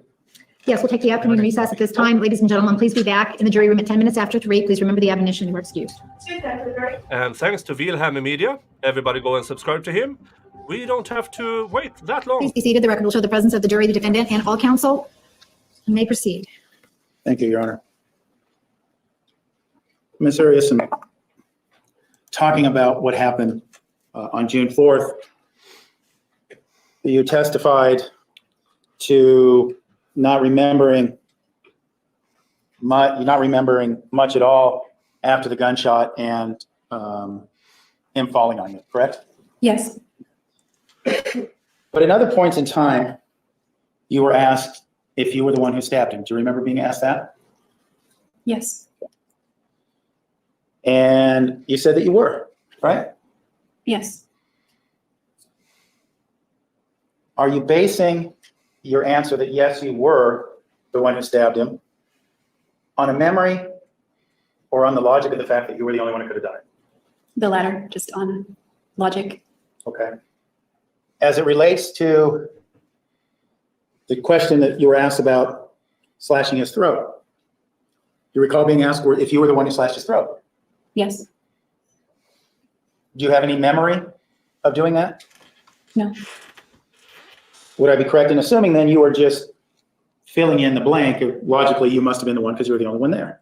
Meaning also relevance as to whether or not he would be correct. Approach, please. And approach. Correct? Objection, meaning. You don't remember slashing his throat, correct? Objection, meaning. Sustained. Do you have any memories of slashing Mr. Alexander's throat?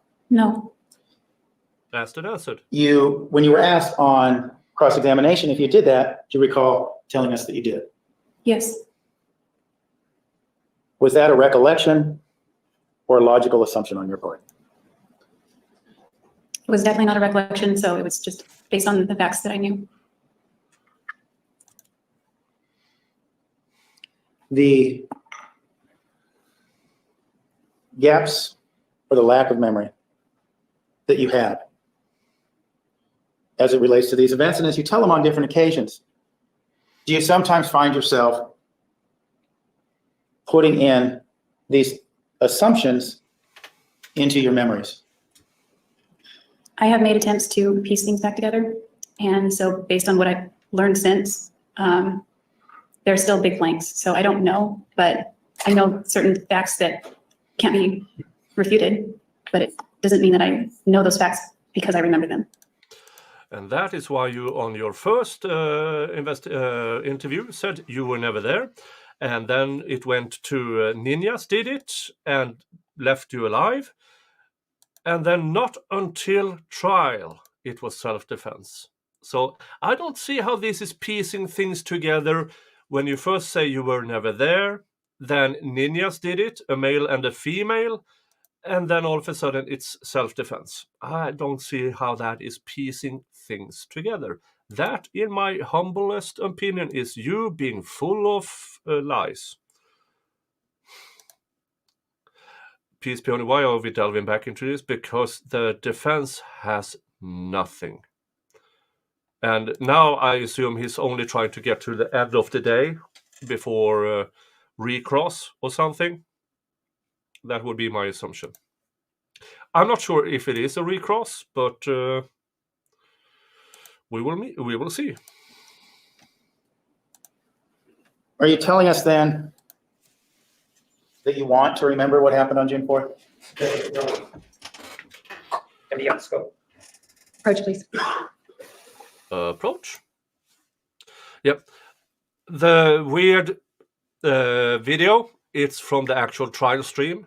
It was this bad at times, but we at least have good sound thanks to Vielhammer Media.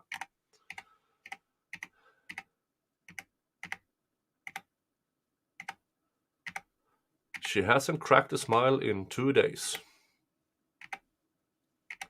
She knows she's forked. Overruled. You may continue.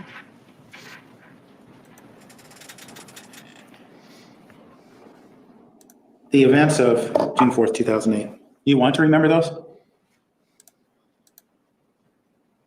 There's a part of me that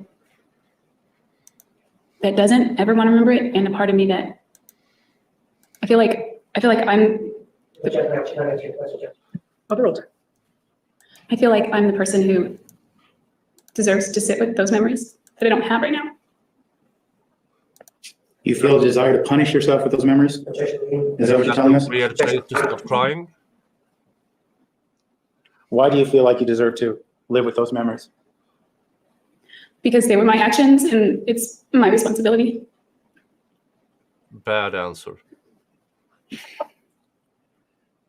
Now, as it relates to, just stepping back to a memory a little bit, you were asked about Miss LaViolette and whether you ever told her that you saw Mr. Alexander viewing child pornography on the computer. Do you remember doing that?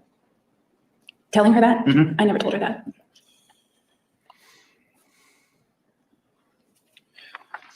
So Now, you never told We anybody spoke about until June now. 4th with Mr. Martinez. We saw a clip. Again, the thing about Travis allegedly watching CP is completely made up by Jodi Arias, because as you know, Travis didn't expect to get shot and stabbed, and they went through his computer and phone and everything, all the history and all the data. There's nothing about CP on any of his devices. Absolutely nothing.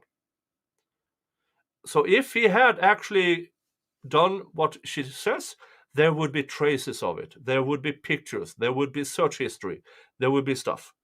There was nothing. Of yourself and Detective Flores. We saw that clip several times where you were talking about shower pictures. You recall talking to Detective Flores about that, seeing that clip last week? Yes. And part of that clip dealt with Travis not going for it and these pictures of him shaving. You remember that? Yes. You were also shown during that point in time, Exhibit 159.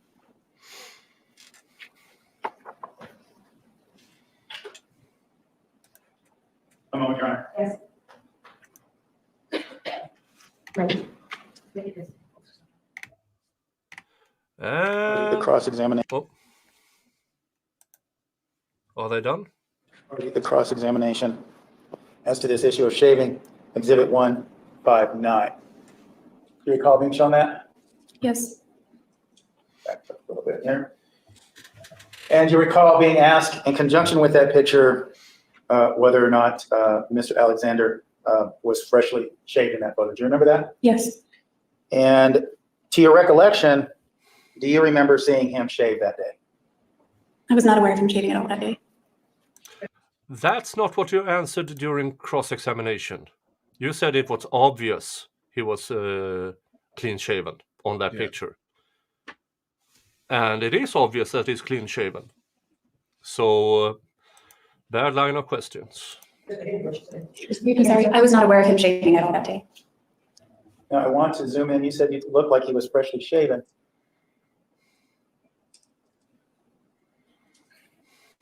You take a look at that image? Yes. Do you see what appears to be stubble on his face? Yes. No, it doesn't. So then would you say then, looking at that picture, that he was indeed not freshly shaven? I see the stubble. Travis didn't have stubble when he shaved. Sometimes there might have been a shadow left behind, so that picture may not tell, but I do see stubble there above his mouth and on his chin. Okay. Bullshit. Bullshit. Now, you were also asked about, in this photograph, you were asked about a shaving incident and following up on this stubble, and it went back and forth several times about pictures you took of him shaving. You just told us that you did not see Mr. Alexander shaving on June 4th, correct? The testimony, she said she doesn't remember. Just no. Restate your question. Okay. Did you take pictures of Mr. Alexander shaving on June 4th? No, I did not. On other occasions, had you taken photographs of Mr. Alexander shaving? Yes, one occasion. And do you remember that occasion, when that took place? It was early 2008. And that picture, was that immediately Where's that erased or picture, did that Miss Harris? go anywhere? They were a series of photos and they were saved. I probably erased the ones that didn't turn out great, but they were saved. How convenient. To your knowledge, did he ever post any of those pictures online?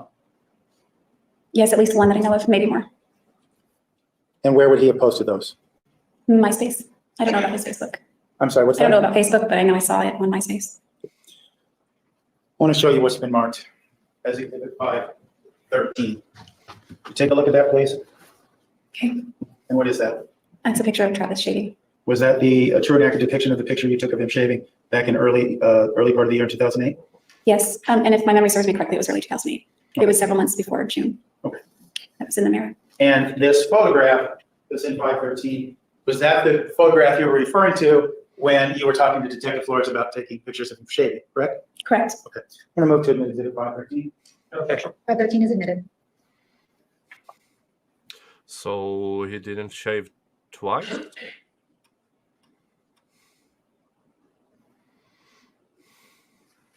That's the picture you took of Travis shaving. Yes, that's one of them from that same day. Okay. But that's the one you were talking about. Objection B. Sustained. Taken with his permission? Yes, And on that same clip, when we were talking about this picture of Mr. Alexander shaving, there was discussion about this photo shoot, we'll call it in the shower. You were discussing that with Detective Flores on the clip. You recall that? yes. Was that discussion, did that discussion directly precede June 4th, or was that months in advance? It began months in advance. And we've discussed it a few times in between that time and June 4th. Had you, prior to June 4th, had you taken pictures of Mr. Alexander in the shower? No,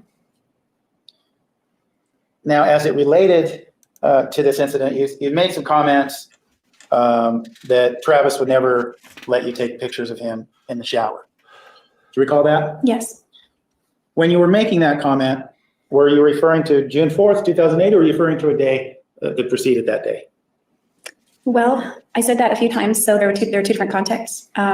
He would never have wanted the pictures of his waist up prior to June 4th, well, prior to getting in shape, prior to the Cancun announcement. He and all didn't that. want pictures of himself. But as he got in waist shape, up, that was something we had discussed as he only was getting in waist shape. down? I mean, And then I also said to Flores, no, he would never go for that because I was still trying to deny the fact that I was even there. Okay. you lied. So these pictures we see on June 4th were something that had been discussed months in advance of June 4th. Is that accurate? Yes, Overruled. And they were something, to understand if I understand your testimony correctly, they were something that took place on June 4th because Travis felt satisfied enough with his body to allow this to occur. Is that accurate? Objection B, and also relevance as to counsel satisfaction. Counsel's Thank you. satisfaction? Why did the photo shoot of Mr. Alexander in the shower not take place prior to June 4th? I hadn't seen him since April and he wasn't quite where he wanted to be with his physique. And by June 4th, he was very proud of how he had more muscle tone and that could be visible. Okay.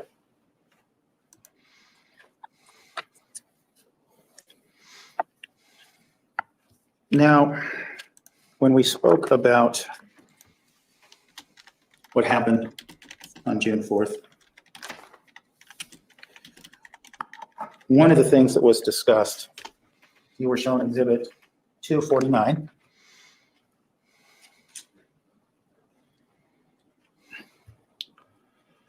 And when you were shown exhibit 249, several issues about this diagram were discussed. What I want to draw The pin your diagram. attention to is Hey, a there it couple of is. things. Oh, my favorite diagram. Gonna It draw was more. That's, you can't unsee it. That's a pin diagram of the apartment. His house, his bedroom, bathroom, shaped like a pin. And did you have to your attention to is color the top of it, the tip red? Because they try to show where the blood ended, Of course. Blood. of course. Yeah. And you can't unsee it. Whoever is the maker of that house, the architect, You you just have being a a dick. Yeah, he's being a there's a couple of things. You testified about dropping the camera when you were taking these pictures. Do you recall that? Yes, And could you point to us, as best as you can recall, approximately where you were when you dropped this? I was approximately where number 4 would be, somewhere between 3, 4, 74. Where did you mark that for us on the screen? It's an estimation, but maybe right about somewhere right there. Okay. And you were back that distance from what you told us before is because you didn't want the can of water to get on the camera, correct? Yes. Now, you Put it in testified the laundry machine. that at some point in time, well, let me ask you this. When you were there, where you have marked for us, was that where you were when you dropped the camera? I was right out there. When you dropped the camera, do you recall if you were standing or squatting? I was squatting.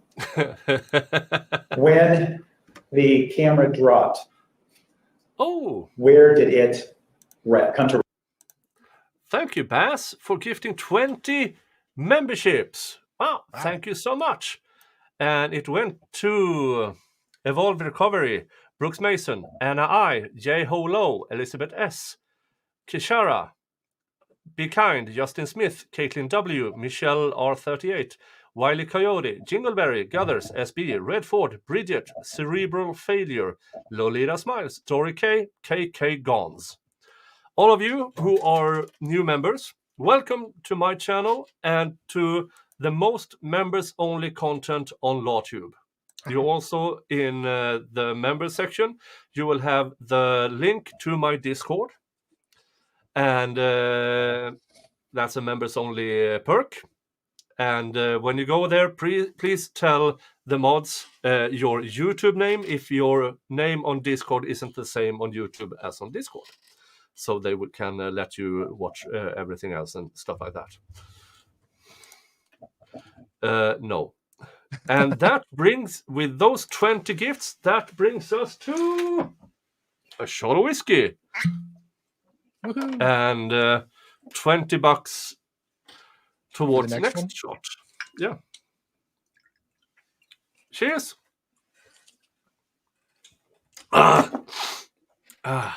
Merry Christmas. And thank you so much. Thank you so much. Thank you so much, Bass. Much appreciated. Let's continue. Best.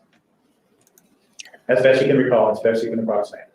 Would you show us on that? Yeah, I was facing, I guess it would be south, because we were looking together at the pictures as I was deleting them, and then when I went to adjust the camera again, She's weird, not for a narration. Let's first start with where the camera wound up Driving into anywhere. a rest after you dropped it. I want to say, it rolled a little bit, so somewhere right, maybe around here. Okay, around that area. All right. Now, once that happened, and I don't want to use directions as it relates to north, south, east, and west. We'll do it relative to the items we see in here. Okay. Okay. You were facing towards, in the first position when you dropped the camera, you were facing towards items 3 and 4. Is that accurate? Yes. Okay. And I'm sorry, I was facing more south. I was kind of lined up next to. no, let's not use north, south, east, and west. What were you facing in this area? I would have been facing more toward the bathroom, the toilet area. I mean, when the camera dropped is what I mean. I was facing Travis when I was taking pictures of him, and then we turned this way so we could look at the photos, the short set. Okay. And so you actually had your back to the shower when you dropped the camera, correct? More like my back to the closet area. Okay, all right. And the camera comes to its resting place near the tub. After you drop the camera, what do? My first thought was to pick it up. It didn't have a long distance that it fell, and it landed on the mat. Yeah, but it rolled onto the didn't tile. remember It how sounded they were good, but deleted, and now all of a That's my sudden first here thought we was are. that. And then I didn't have time to really think much else after that. Yeah. Okay. That's the thing with bad liars. They don't remember their lies. Yeah. And all of a sudden they remember things they aren't supposed to. Or if you're going to lie, keep it simple. 1 or 2. You Yeah. can't just lie about everything because you always forget them. Yeah. Not that you should be lying at all, but you can't just remember everything. My best Santa, ho, ho, ho. Speaking of Jodi. 1 hoe for each hole. 3-0 wonder. Oh. So that spot where the marker is now, is that approximately where he tackled you? Are you talking about the last marker that I made? Approximately, yes. Okay. C-SWAT. Now, when he tackled you, I'm sorry, that's where I landed, just to be clear. okay, when you landed in that area, you talked about getting an impact to your head. You remember testifying to that? Yes, At any point in time, were you aware of the fact that you lost, or were you aware of losing consciousness? no, I don't know if I did or not. I just remember, things start to get a little bit blurry, but I don't remember blacking out at that point. Now, this occasion Hey. here that we were talking about, you also made the comment, using your words, that you got the wind knocked out of you. Do you recall telling Mr. Martinez that? Yes, When you said that, you were making a medical diagnosis, were you? no, Kind of a figure of speech? yes, All right. We talked about on cross-examination how after this happened, Mr. Alexander was on top of you, correct? he was standing over me. Okay. Standing over you, you were on the ground. Yes, Do you remember whether or not you had the camera in your hand? I did not at that point. Okay. And he was standing over you around your shin or knees is what you testified to. Yes, to my right. To your right. And you testified to your recollection that he was yelling at you, right? Yes, he was. Do you recall what he's saying? I only recall those two things that he said about me being an idiot and that a 5-year-old could hold a camera better than me, and he was using profanities when he said those things. Do you remember what profanities he was using? The F word, mostly. So he's over you yelling, "You're an idiot, you dropped the camera," even a 5-year-old could hold the camera, correct? Objection, meeting has answered. Overruled. Somewhat, but that's very mild. compared to how Okay, it was. my interpretation is mine of what he Yes, was doing, okay. So when he's over you like this, looking down at you in a more aggressive manner than I'm going to display here, are you having that same reaction that you've had before? Are you shaking? Are you in a fog? it's more like heightened fear. All of a sudden, I don't know at that point if I was shaking yet. It was all very fast. So I don't know if I even had time to shake. It just started Never happening. happened. It all happened very fast, and I was very scared. So you remember when he's over you saying, "You're an idiot, you dropped the camera," even a 5-year-old could hold the camera, you're fearful. Yes, he's angry now. And you remember when you were down there, you remember what he did before, didn't you? You remember that he choked you to the point of losing consciousness, didn't you? Objection, meeting. Did you remember the fact that this man who was glaring over you on that day had, in prior occasions, choked you to the point you lost consciousness? Did you remember that? Yes, the very last time previous to this day that he got on top of me was when he choked me and I lost consciousness, and I didn't want him to have the advantage of that position again. The advantage of that position again. You say that, were you scared that this was somehow, did you sense that this was somehow different than any other occasion that he'd been violent with you? It was almost the angriest I'd ever seen him. His anger escalated after the gun went off, but yeah, at this point, I didn't want him to be. After the gun went off. Remember, according to the medical examiner's testimony, that bullet penetrated brain, and the trajectory told the medical examiner he was gone almost immediately. So no, I mean, it went through frontal lobe and everything. He was gone almost instantly, according to the medical examiner. So there was no point to continue the attack, No, but assuming because- the bullet was first. Yeah, if the bullet was first, he would be gone immediately. That is why the prosecution alleges that stabby first, and then the gurgle and movement, and she finished off with the gunshot. She is trying to tell the jury and all of us that it happened the other way. She fired first, but according to the medical examiner, not possible. So, yeah. On top of me again when he was angry, because last time I was afraid that he was going to bring me to that edge again. You missed me taking a shot. The edge being what? Death. So he's over you, he's yelling at you. You told us that at a certain point in time that you rolled away from him. Is this when you rolled away from him? Yes, You rolled away from him, and based on what you told us before, you ran. yes. When you ran, Do you know if Mr. Alexander immediately began chasing you? Did he reach for the camera? Do you have any memory of what he did?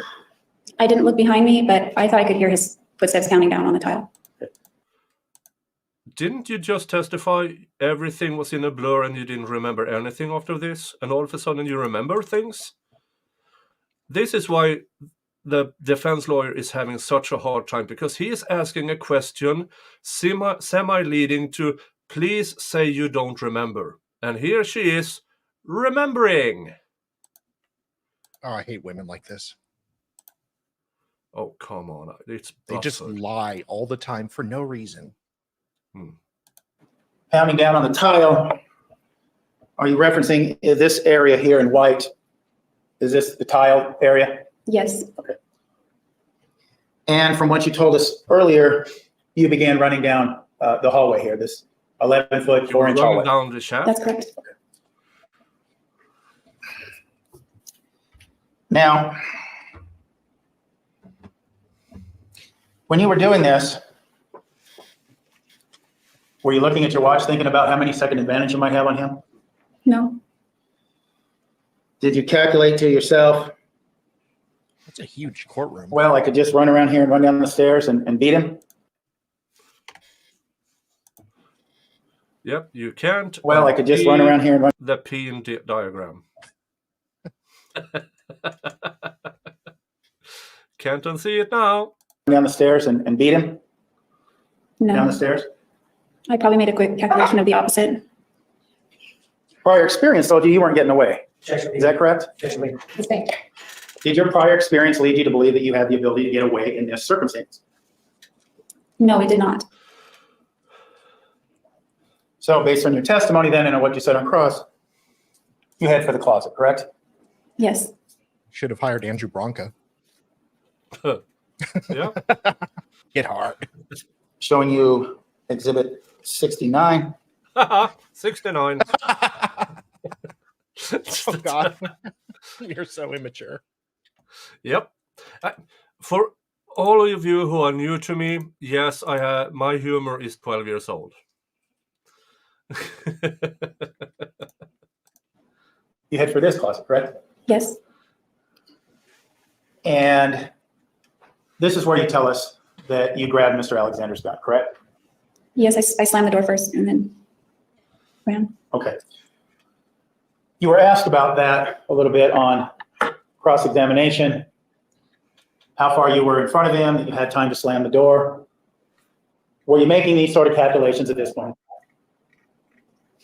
Well, when I slammed the door, the idea was to create some kind of obstacle, but no, not to that degree, not making Okay. calculations like that. And point to us again where in this closet the gun was. He kept it up in this, Here is the other door.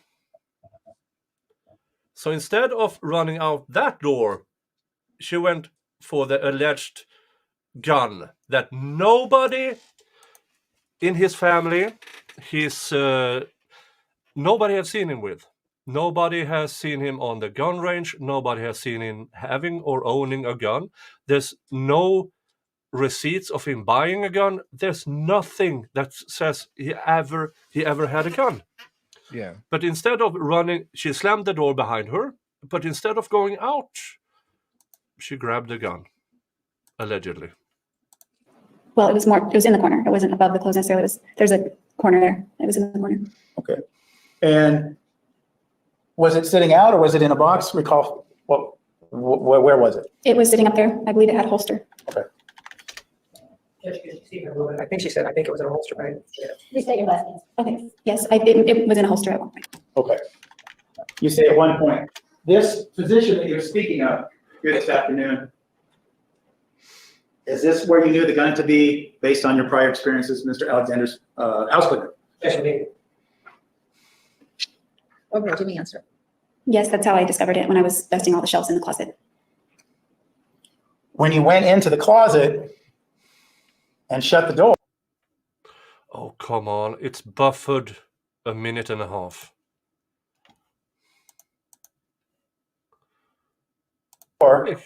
Vielhammer, Were you thinking about- new subscriber? Oh, for freak's sake. Come on. It's buffered. I know it's buffered. I can see it's buffered.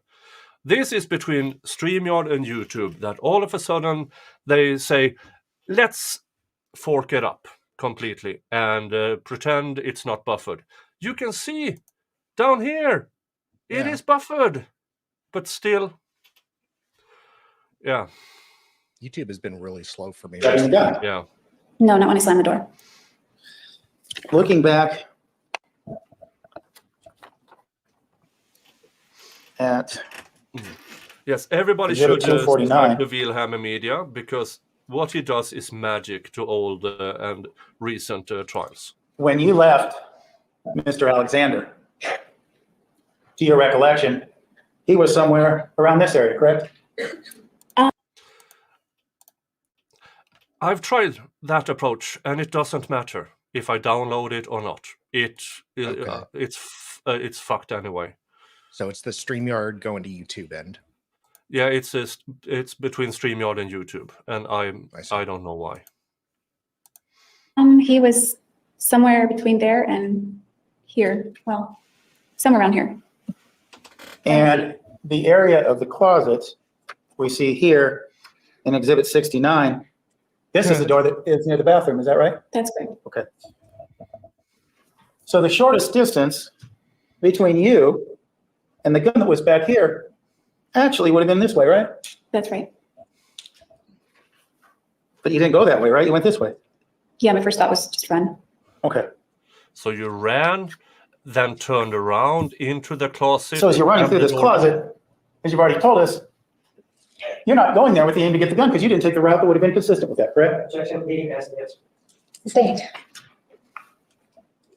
When was it that you decided, I'm gonna grab his gun? It was almost immediately after I slammed this door, the one where the photo. This The one that faces, and just, let's be clear here, because I know it doesn't show both doors, that exhibit. Oh.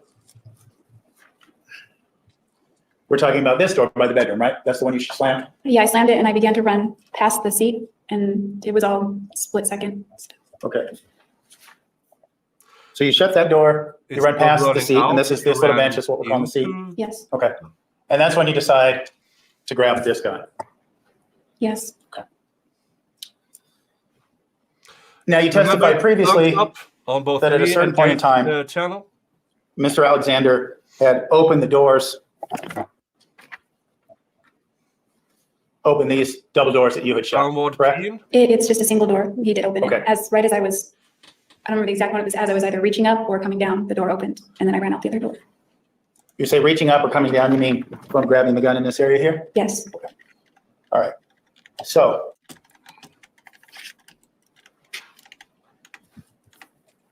you told us then at that point in time that you ran back out towards the bathroom once you had the gun. yes, Okay. Huh. And was Mr. Alexander still pursuing you? yes. There was a pretty good amount of distance closed almost. He had more traction on the carpet, and he was coming out the door. Okay, you said that kind of a pretty good amount of distance had closed. Are you saying that he was closer to you? Yes, closer than when he opened the door and I was in the corner. All right.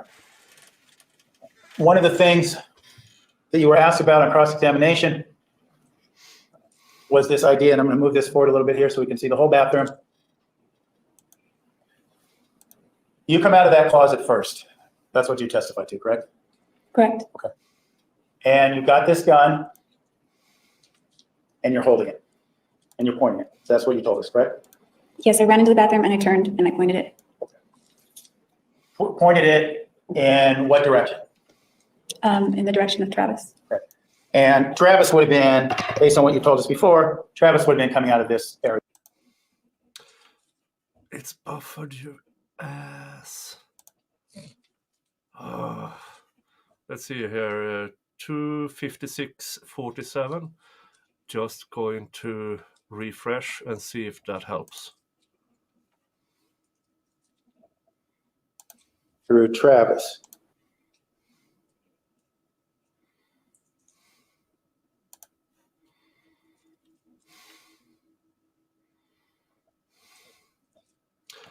Apparently not. I will try to go from router to mobile phone, so it might glitch for a bit.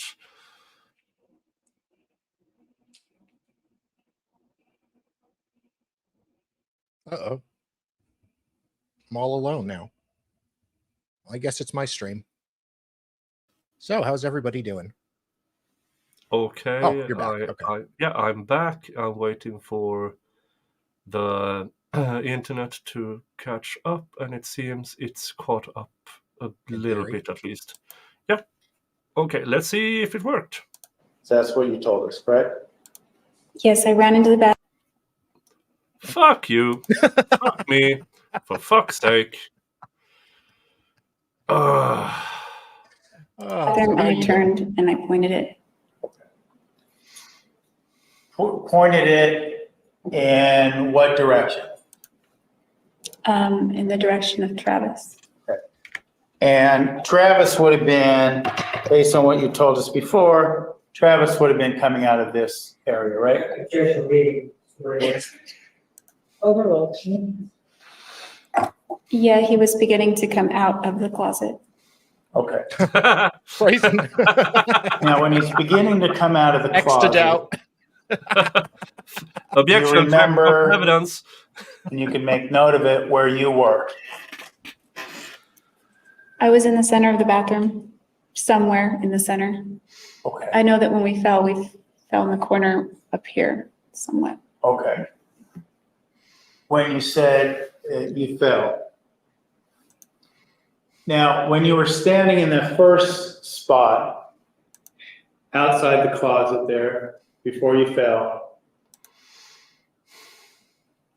he was running towards you, right? Yes,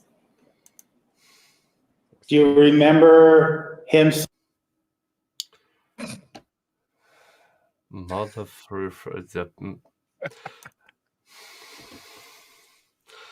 It's half an hour left. Come on. And it's trying 1.25 maybe. Saying anything in particular?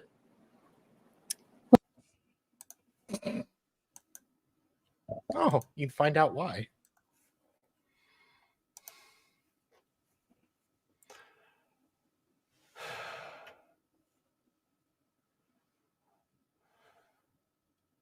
Uses of network classed for standard, blah, blah, blah, blah, blah, blah. But I'm already at... Okay, I'm going down to 360. Oh, that's a good Maybe idea. that will help. Just to get us through it. Okay, and I'm seeing it being buffered. Let's try. and I started down the hallway after I rolled away. He was still screaming at me. And when, She was asking at the time he came out of the closet, was he saying anything? Sustained. At the time he came out of the closet, I was he don't saying think the anything? defense is giving a crap. I don't recall words, but he was screaming and he had an angry tone and a loud volume. Okay. Oh, for fuck's sake.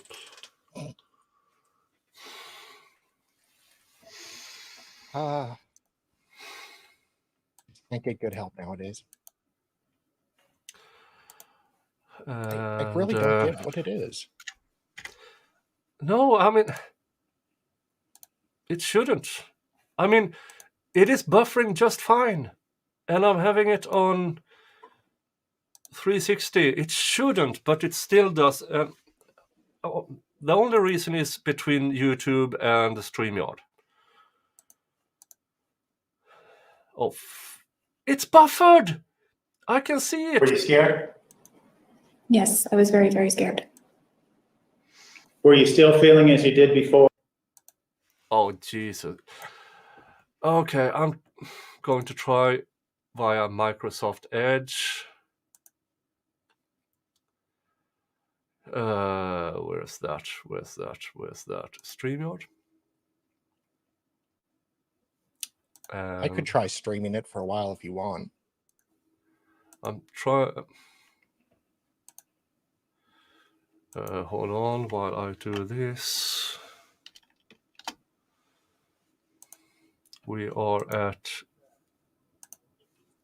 to 58.25.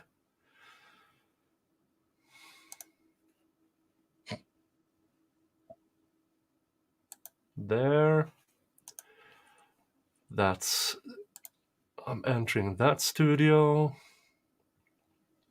All right, I will be gone for a few seconds.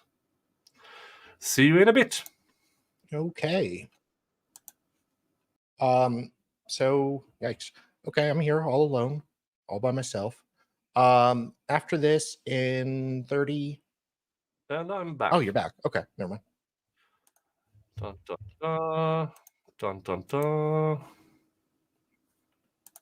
Dun, dun, dun. Dun, dun, dun. At the stage. That's the best picture of Jodi so far, completely pixelated.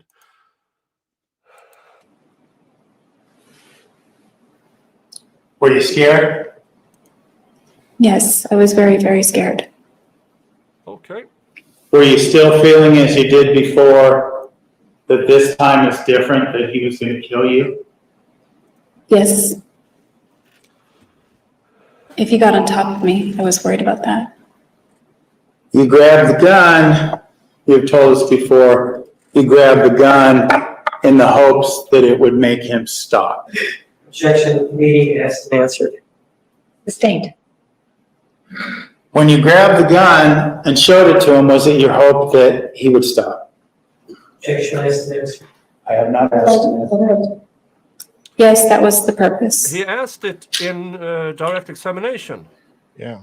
Now, you testified, we saw you lunge forward, and you described that as like a linebacker would jump, correct? Yeah, I think because he crouched a little. That's how I Okay. described it. Crouched a little. Do you recall, and I understand you didn't have a tape measure or weren't calculating the distance at this time, but do you have any idea how far Mr. Alexander was from you when he lunged at you? No, I could approximate, not distance in feet, but maybe. Yeah, here's the thing. She claims he launched at her. Now, if she was stopping and handling a gun, he was running towards her. If he tackled her the way she describes it, she would have been out of it, and the gun would have been way away. Because if he was moving with some speed, and he was, 200, 220, she was not. If that tackle happened the way she describes it, there's no way she could have held on to that gun, in my opinion. Yeah. So, but again, everything she says is a lie, in my opinion. As far as maybe the court reporter, Okay, well, was he this far? he was closer. Is the sound not good? It sounds good I in my think it's ears. okay. Yeah.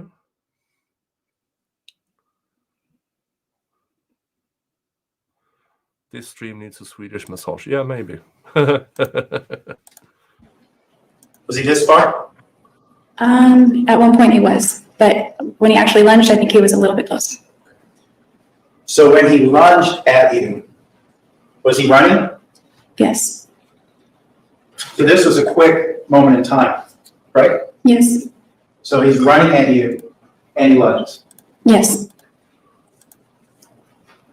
And at the time that he lunged, again, I understand that you didn't have a measuring tape, weren't calculating this, but did you view him to be within reaching distance? Objection, relevance to the council understands.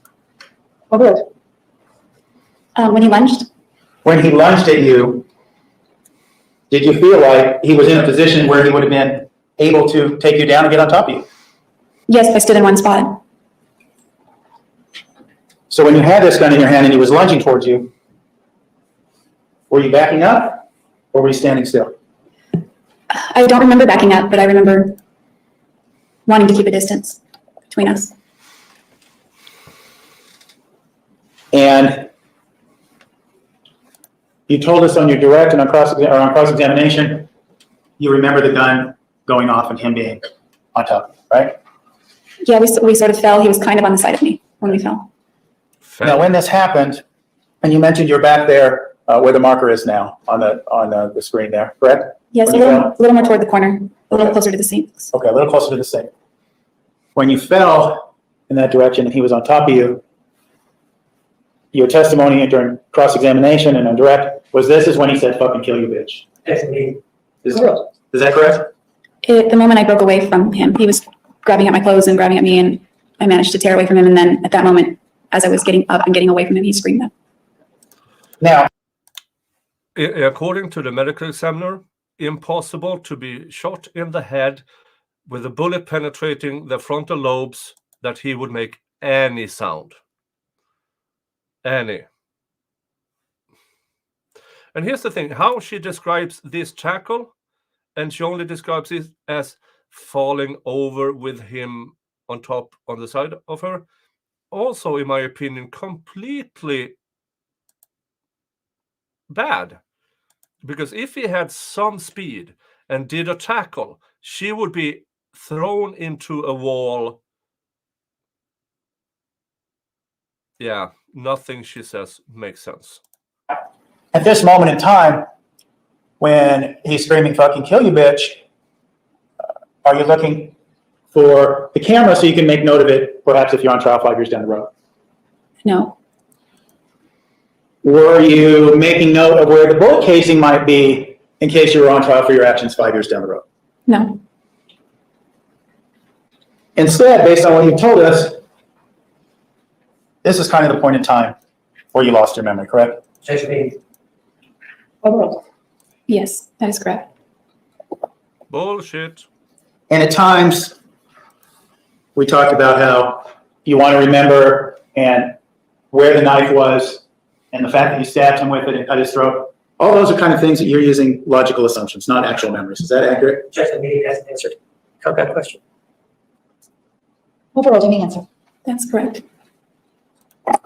So as it relates to this entire exhibit, 249,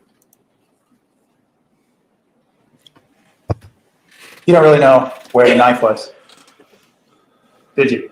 Immediately after you got up and got out from underneath it. I have no memory of where it was at rest at that moment. Okay. You just know it was up there based on the fact of the wounds Mr. Alexander suffered.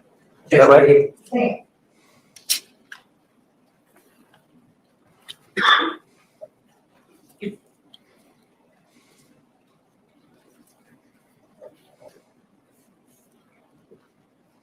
Now, during your cross-examination, you were shown many different photos of water being splashed around, cleanup efforts that you made, you dragging Mr. Alexander's body across the floor. Do you remember seeing those? Yes, Do you remember taking any of those actions? not those ones. Do you remember grabbing the gun and taking it with you? I don't remember grabbing the gun and taking it with me in the car. Okay. Do you remember grabbing the That's a good point. If she had any fear or anxiety about all of this, then he, Mr. Nurmi's continuous, would have caused the same trembling and stuff. And Well, he she's on wasn't- she's on the stand doing nothing, just answering questions. Well, he wasn't yelling at her, or did she say? No, her anxiety when confronted, because he Okay. is kind of aggressive against her. That's true. But then So, again, yeah. the prosecution is extremely aggressive against her. No trembling whatsoever. Yeah, he was. If she was legitimate, I don't see how that couldn't trigger her. Yeah, exactly. Good point there. Thank you, Evolve Yeah. Recovery. Very good. Thank you, Emma. Good point. oh, and taking it with you in the car? I don't remember putting it in the car. Well, To clarify then, do you remember grabbing it from, or taking it from Mr. Alexander's bedroom? No, Do you remember placing Mr. Alexander's body in the shower? no, You told us during your testimony that Mr. Alexander, you remember, not at the time, but later on, you remembered kneeling on the bathroom floor, screaming and dropping the knife. Do you remember that? I remember screaming and dropping the knife. I don't recall the exact position. Okay. Do you remember how you felt at that moment in time when you were screaming and you were dropping the knife? I can't really describe it. It's a horrible feeling. I felt I don't know, I felt panic. It's horrible.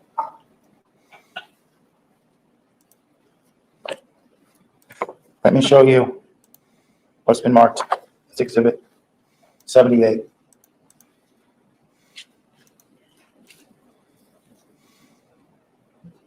Could you look at that, Ms. Arias? When you went to Mr. Alexander's home on June 4th, 2008, was it ever your intent to leave him lying dead in a shower? No, While you were there at his home, But you still dragged him there. I mean, she did all these things. She did shoot him. She did stab him. She slit his throat so deep it almost severed his head. Then she dragged him to the shower to leave him there. Did they ever say why she dragged him? I don't think so. Maybe they will go into this now. on June 4th, 2008, did you ever decide that you wanted to kill Mr. Alexander and leave him dead in the shower? no, that was never my thought. Did I recall? That you recall? Oh, that's a really bad answer. And she's done this all the time.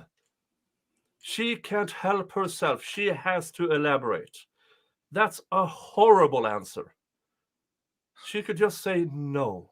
Of course not. But she's unable to not elaborate. Wow. Matter of fact, you didn't want to kill Mr. Alexander on June 4th, 2008, did you? Did you want to kill Mr. Alexander on June 4th? No, that was not a goal of mine. Did you want to leave him like that? That's not how. Look at that picture. Did you want to leave him like that? No, I didn't. But Then why was he left like that? that's a bad question. You don't That's how things happened that day. That's not what I. Is non-responsive as to why things happen like, or why she left the body like that.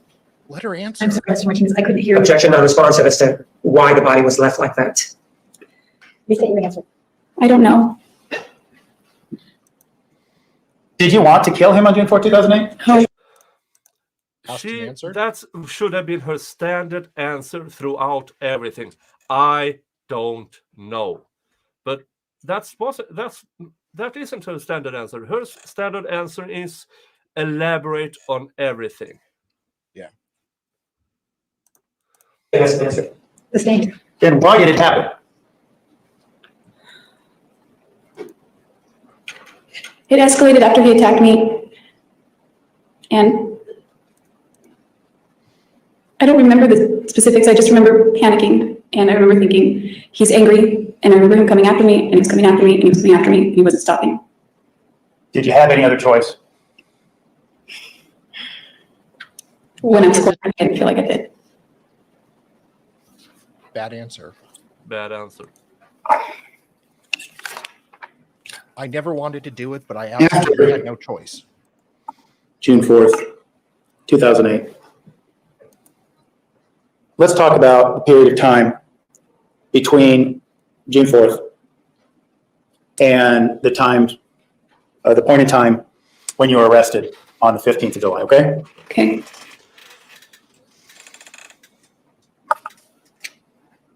We saw on your cross-examination and in other parts of your testimony that after June 4th, You sent Mr. Alexander text messages, you sent him emails, and you left him a voicemail. Do you recall those issues being brought to light throughout your testimony? Yes. Why did you make those? Why did you contact him at all, regardless of the fashion?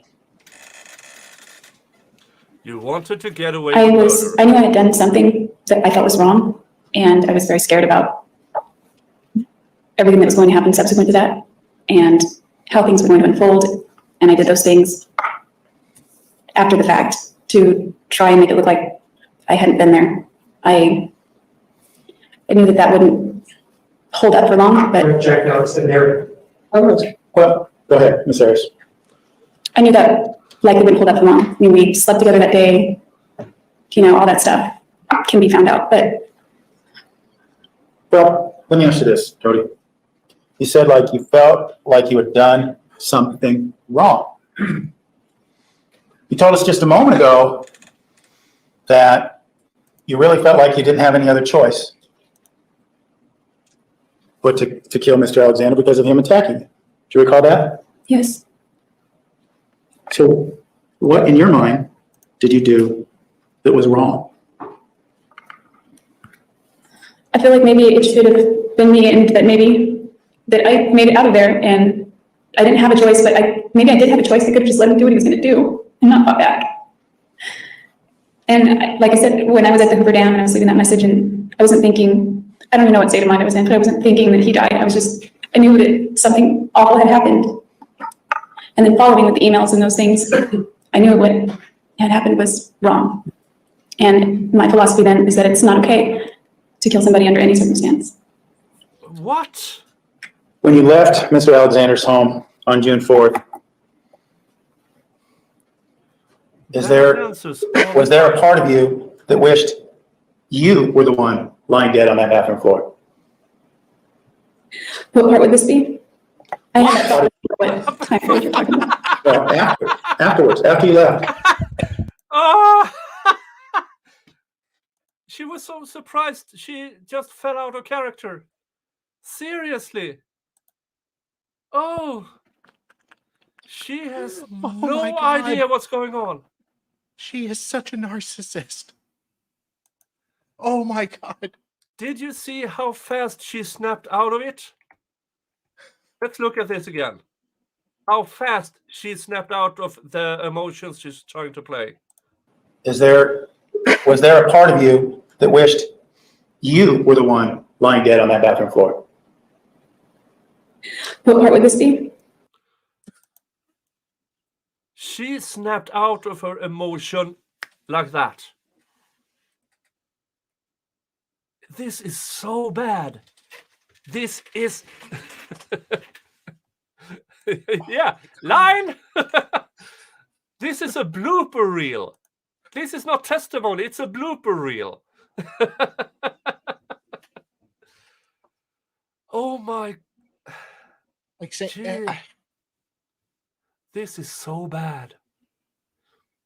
And oh it's in front of the jury. She snapped out of her imaginary emotion that fast. I had that thought, but I don't know what time period you're talking about. Well, afterwards, after you left. Not immediately. I don't remember what I was thinking during those hours. But yes, I've had that thought many times afterward. just say yes. On cross-examination, you were also asked about lying. On several occasions, you were asked about, do you recall, you were asked about conversations you had with Dan Freeman Yes. and conversations you had with Leslie Udy. Do you remember that? Yes. And conversations that you had with many different people, friends and family, prior to his arrest. Do you remember being asked about that? Yes. And the assertion was you lied to these people because you didn't admit that this happened. Do you recall that? Yes. And we've also talked at length during your cross-examination about the fact that you lied to Detective Flores. Do you recall that? Yes. One of the things that you talked about, or that was ask of you is that this lies were to benefit you. Do you recall being asked that? Yes. What you told us here today and throughout the course of this trial would also be, or could also be beneficial to you. Is that correct? About what happened on June 4th. If I had said that then? Mhm. Possibly. I wasn't thinking about benefiting myself at that time, or I was more just focusing on, I just wanted to die. What's that? I just wanted to die, but I was conflicted about, I don't know, I was conflicted about suicide at that point, but I was beginning to think about it some more. What was then, putting aside suicide, I wanted you to address the specific issue of what was the benefit of you lying to all these people? Was it to evade responsibility, as was suggested? Bad question. Ultimately, that wasn't my goal. Ultimately, I just didn't want people to know that I could have done something like that, because that's not how I, Bad answer. that's not how I live my whole life.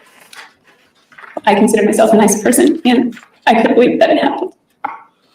I'm sorry, what was the last part? And that made you cry? She's been trying to portray a nice person her entire life. Now when she's caught, that makes her emotional. This is so bad. This is so bad. I really thought he'd be able to do a good redirect.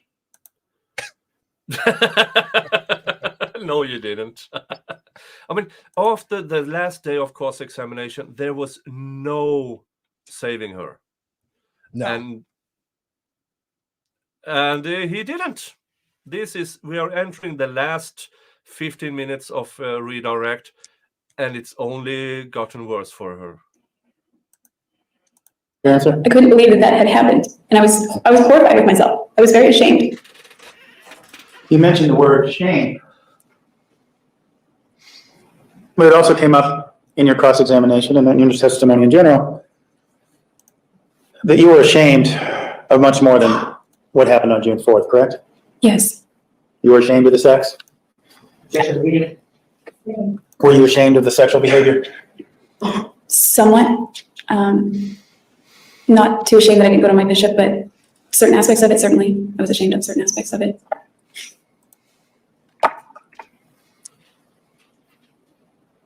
Certain aspects of it. What do you mean by certain aspects of it? I didn't want certain things about our sex life to be known.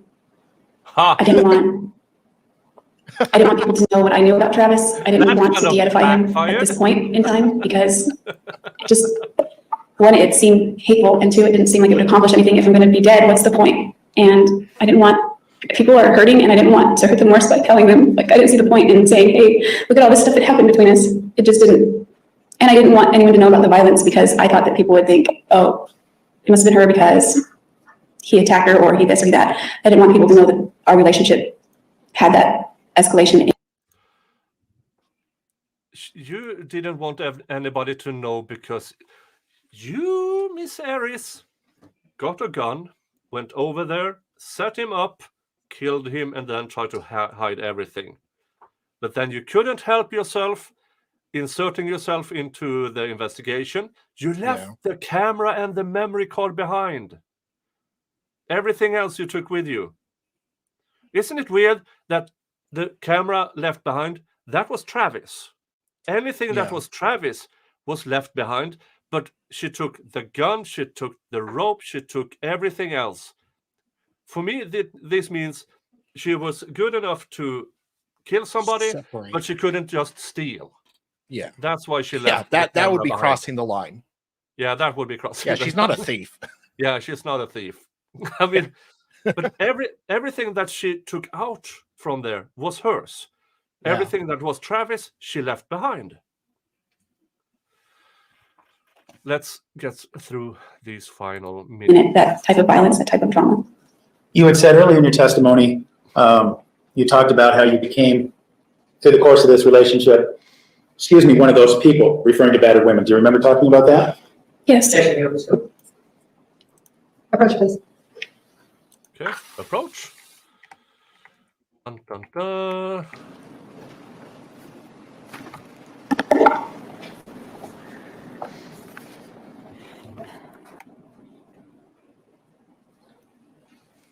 Showing you exhibit 249. Oh, the pin diagram again.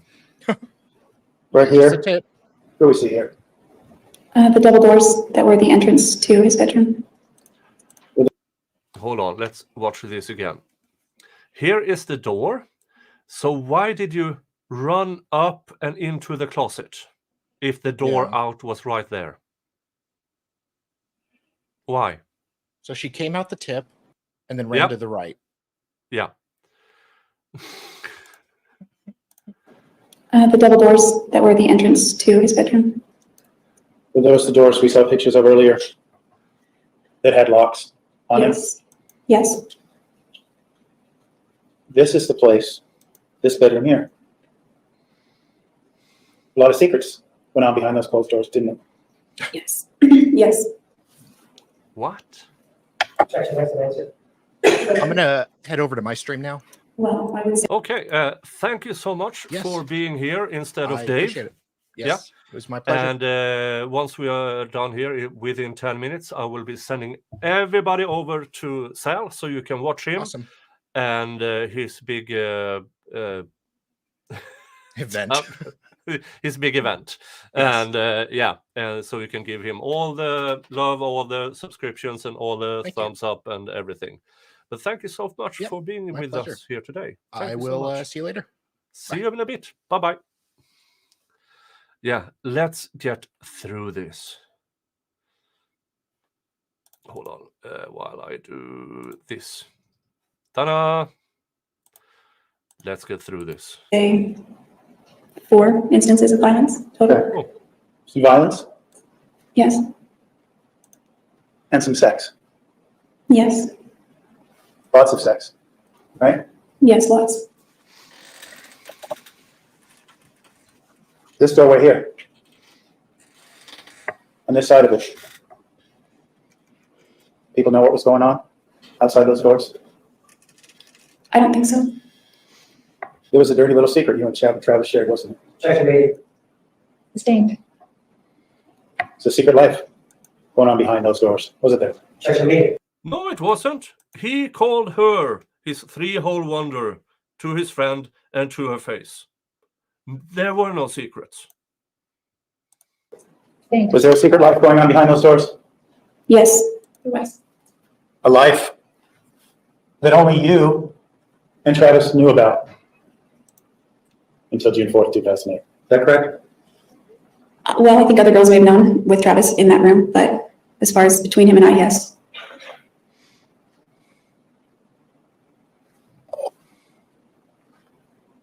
Even after his death, those secrets. Because this bedroom is also where you viewed him masturbating to an image of a child, correct? Objection made. Public. That's correct. Again, and I will repeat this, there is no evidence whatsoever, no physical evidence, no trace of Mr. Alexander ever looking at CP. Zero. Zilch. Nada. This is her trying to get away with what she did by victim blaming.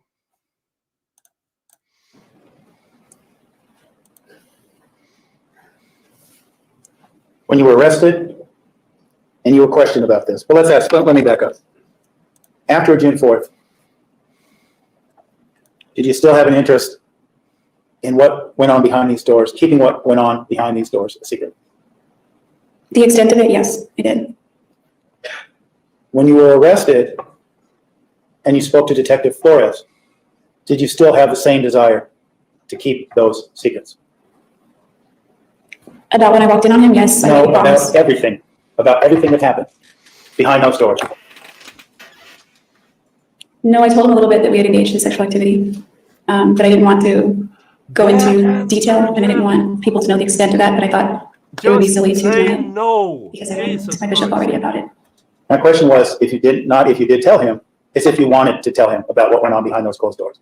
No, I didn't want anyone to know about, everyone was saying he was a virgin, that's completely the opposite. Sustained. Why not?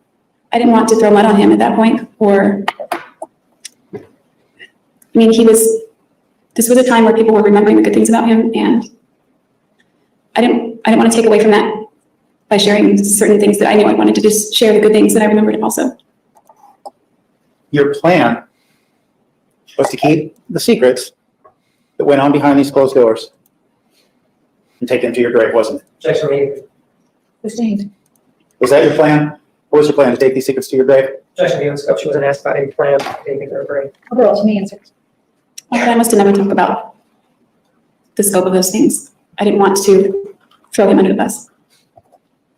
So getting back to my question then, and we talked about your plans for suicide and things, it was your plan to simply not talk about those things and keep those secrets and take them to your grave. Is that right? Objection made. Sustained. You didn't want to talk about these things, right? That's right. Yeah. Here's the thing. She has gotten away with bullshitting her entire life. Her entire life. She has lined up the next boyfriend before exiting the previous relationship. That is what she has done her entire life and gotten away with it because she's a pretty girl and she lies her entire life. She adapts her personality to the next boyfriend because she thinks she will get this perfect life. All and everything led up to Travis, who didn't care for her much. Maybe he used her as a toy. Maybe she was in on it or even suggested it in order to catch him. But he broke up with her. And she couldn't handle it because she has always been the one who broke breakups with the guys to move on to the next. So this just scrambled her head and she couldn't have it. Let's listen to the final part here. You wanted to die before you told these secrets. Is that correct? Objection made. Sustained. Would you rather have killed yourself? Jodi Arias is the original Amber Heard. In jail, Jodi Arias has been diagnosed with the same histrionic personality disorder as Amber Heard. They adapt their personality to the person they are in love with. So they have the same diagnosis. This is the defense case in chief. They put Jodi on the stand and direct, then cross. Last day of cross, day 25, is amazing because then she stopped smiling, she stopped smirking, and prosecutor Menendez hammered her verbally down to the bottom of her shoelaces. And then Mr. Nurmi tried to rehash everything during day 26 and day 27 with bad result. So it's not rebuttal yet. On day 28, there is going to be jury questions, and we will start with that on Tuesday. But let's listen to the final part here. And tell all the things that you've had to tell throughout the course of this trial? Objection made. At that time and for years that followed, yes. You wanted to keep those secrets. Objection made has been answered. I haven't finished my question. Continue. Was keeping those secrets more important to you than your own life? Objection has been answered. Overall. At that time, yes, it was. I didn't value my life much. You didn't what? I didn't value my life much. Eternal life, yes, but I wanted to be dead. Yeah. Me and Dave talked about this in a previous stream, and we are quite convinced that if Depp hadn't been as famous and had bodyguards around, he might have rendered the same fate as Travis Alexander. Might have, allegedly, in our opinions.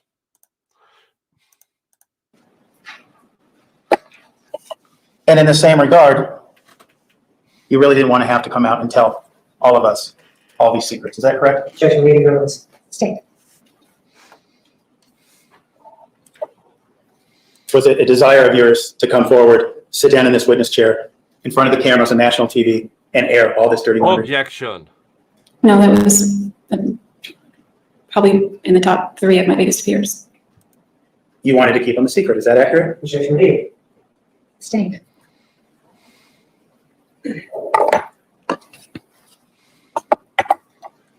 What was your goal? We talked about your goal throughout this process. Your goals of deception, your goals of not telling Detective Flores, your goals of lying. Was it your goal to keep these secrets? Yes, it was a goal of mine. Your Honor, I have no other questions. All right, ladies and gentlemen, we are going to take the evening recess. Tomorrow morning, there are some matters that we need to address outside your presence. So I'm going to ask that you return at 1 p.m. 1 p.m. tomorrow. Please remember the admonition. You are excused. Have a nice evening.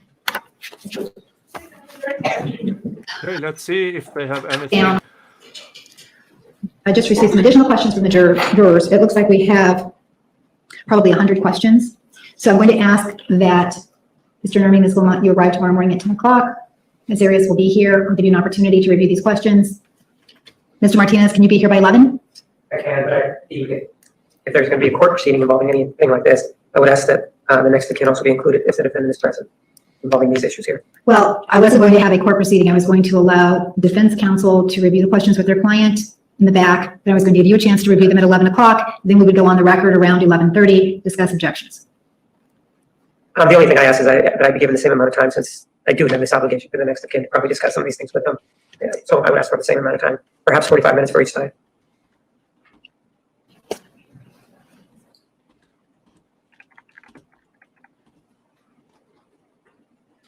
Can you be here at 9:30 tomorrow morning? Yeah, that's. My concern is that you believe that you would need a substantial period of time to review these. So if you are here at 9:30, you could have from 9:30 until 10:30, and then I'll give the state from 10:30 until 11:30, and then I'll hear objections. Will that work? It will for me, thank you. Otherwise, we'll do it the opposite, and we'll allow Well, we have the jury coming in at 1 o'clock. 1 o'clock.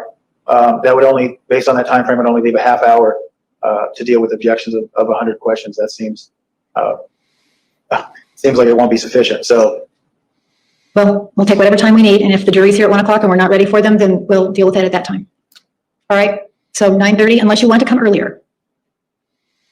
well, we could. Mr. Martinez, you're here tomorrow morning on another case. Whatever time you want me here, I'll be here, and just let them know. So Yeah, I mean, we can, one side can have from 9 to 10 and another 10 to 11. We'll be here at 9. Okay, 9 o'clock, you're at 10. and then you're here at 10. Thank you. Okay, that'll give us an hour. All right, thank you. That was day 27 in the works. We got through it all. I only had 5, for fuck's sakes. And that's a win, in my opinion. And yeah, I see here that okay, Mr. Salvador is has his stream started. Dave, I won the likes, I won the super chats, and I do think I won the memberships as well. But just in case, I will see you all in about an hour over at Rumble for my serial killer Saturday. Eileen Vones, the famous Floridian female serial killer, is on the menu. And it an hour and a half, 2 hours of that trial in about an hour. But everybody over to Sal, watch him, subscribe to him, like everything he's ever done. And thank you all for being here today with us. And I will see you all in a bit. Thank you so much. Bye-bye.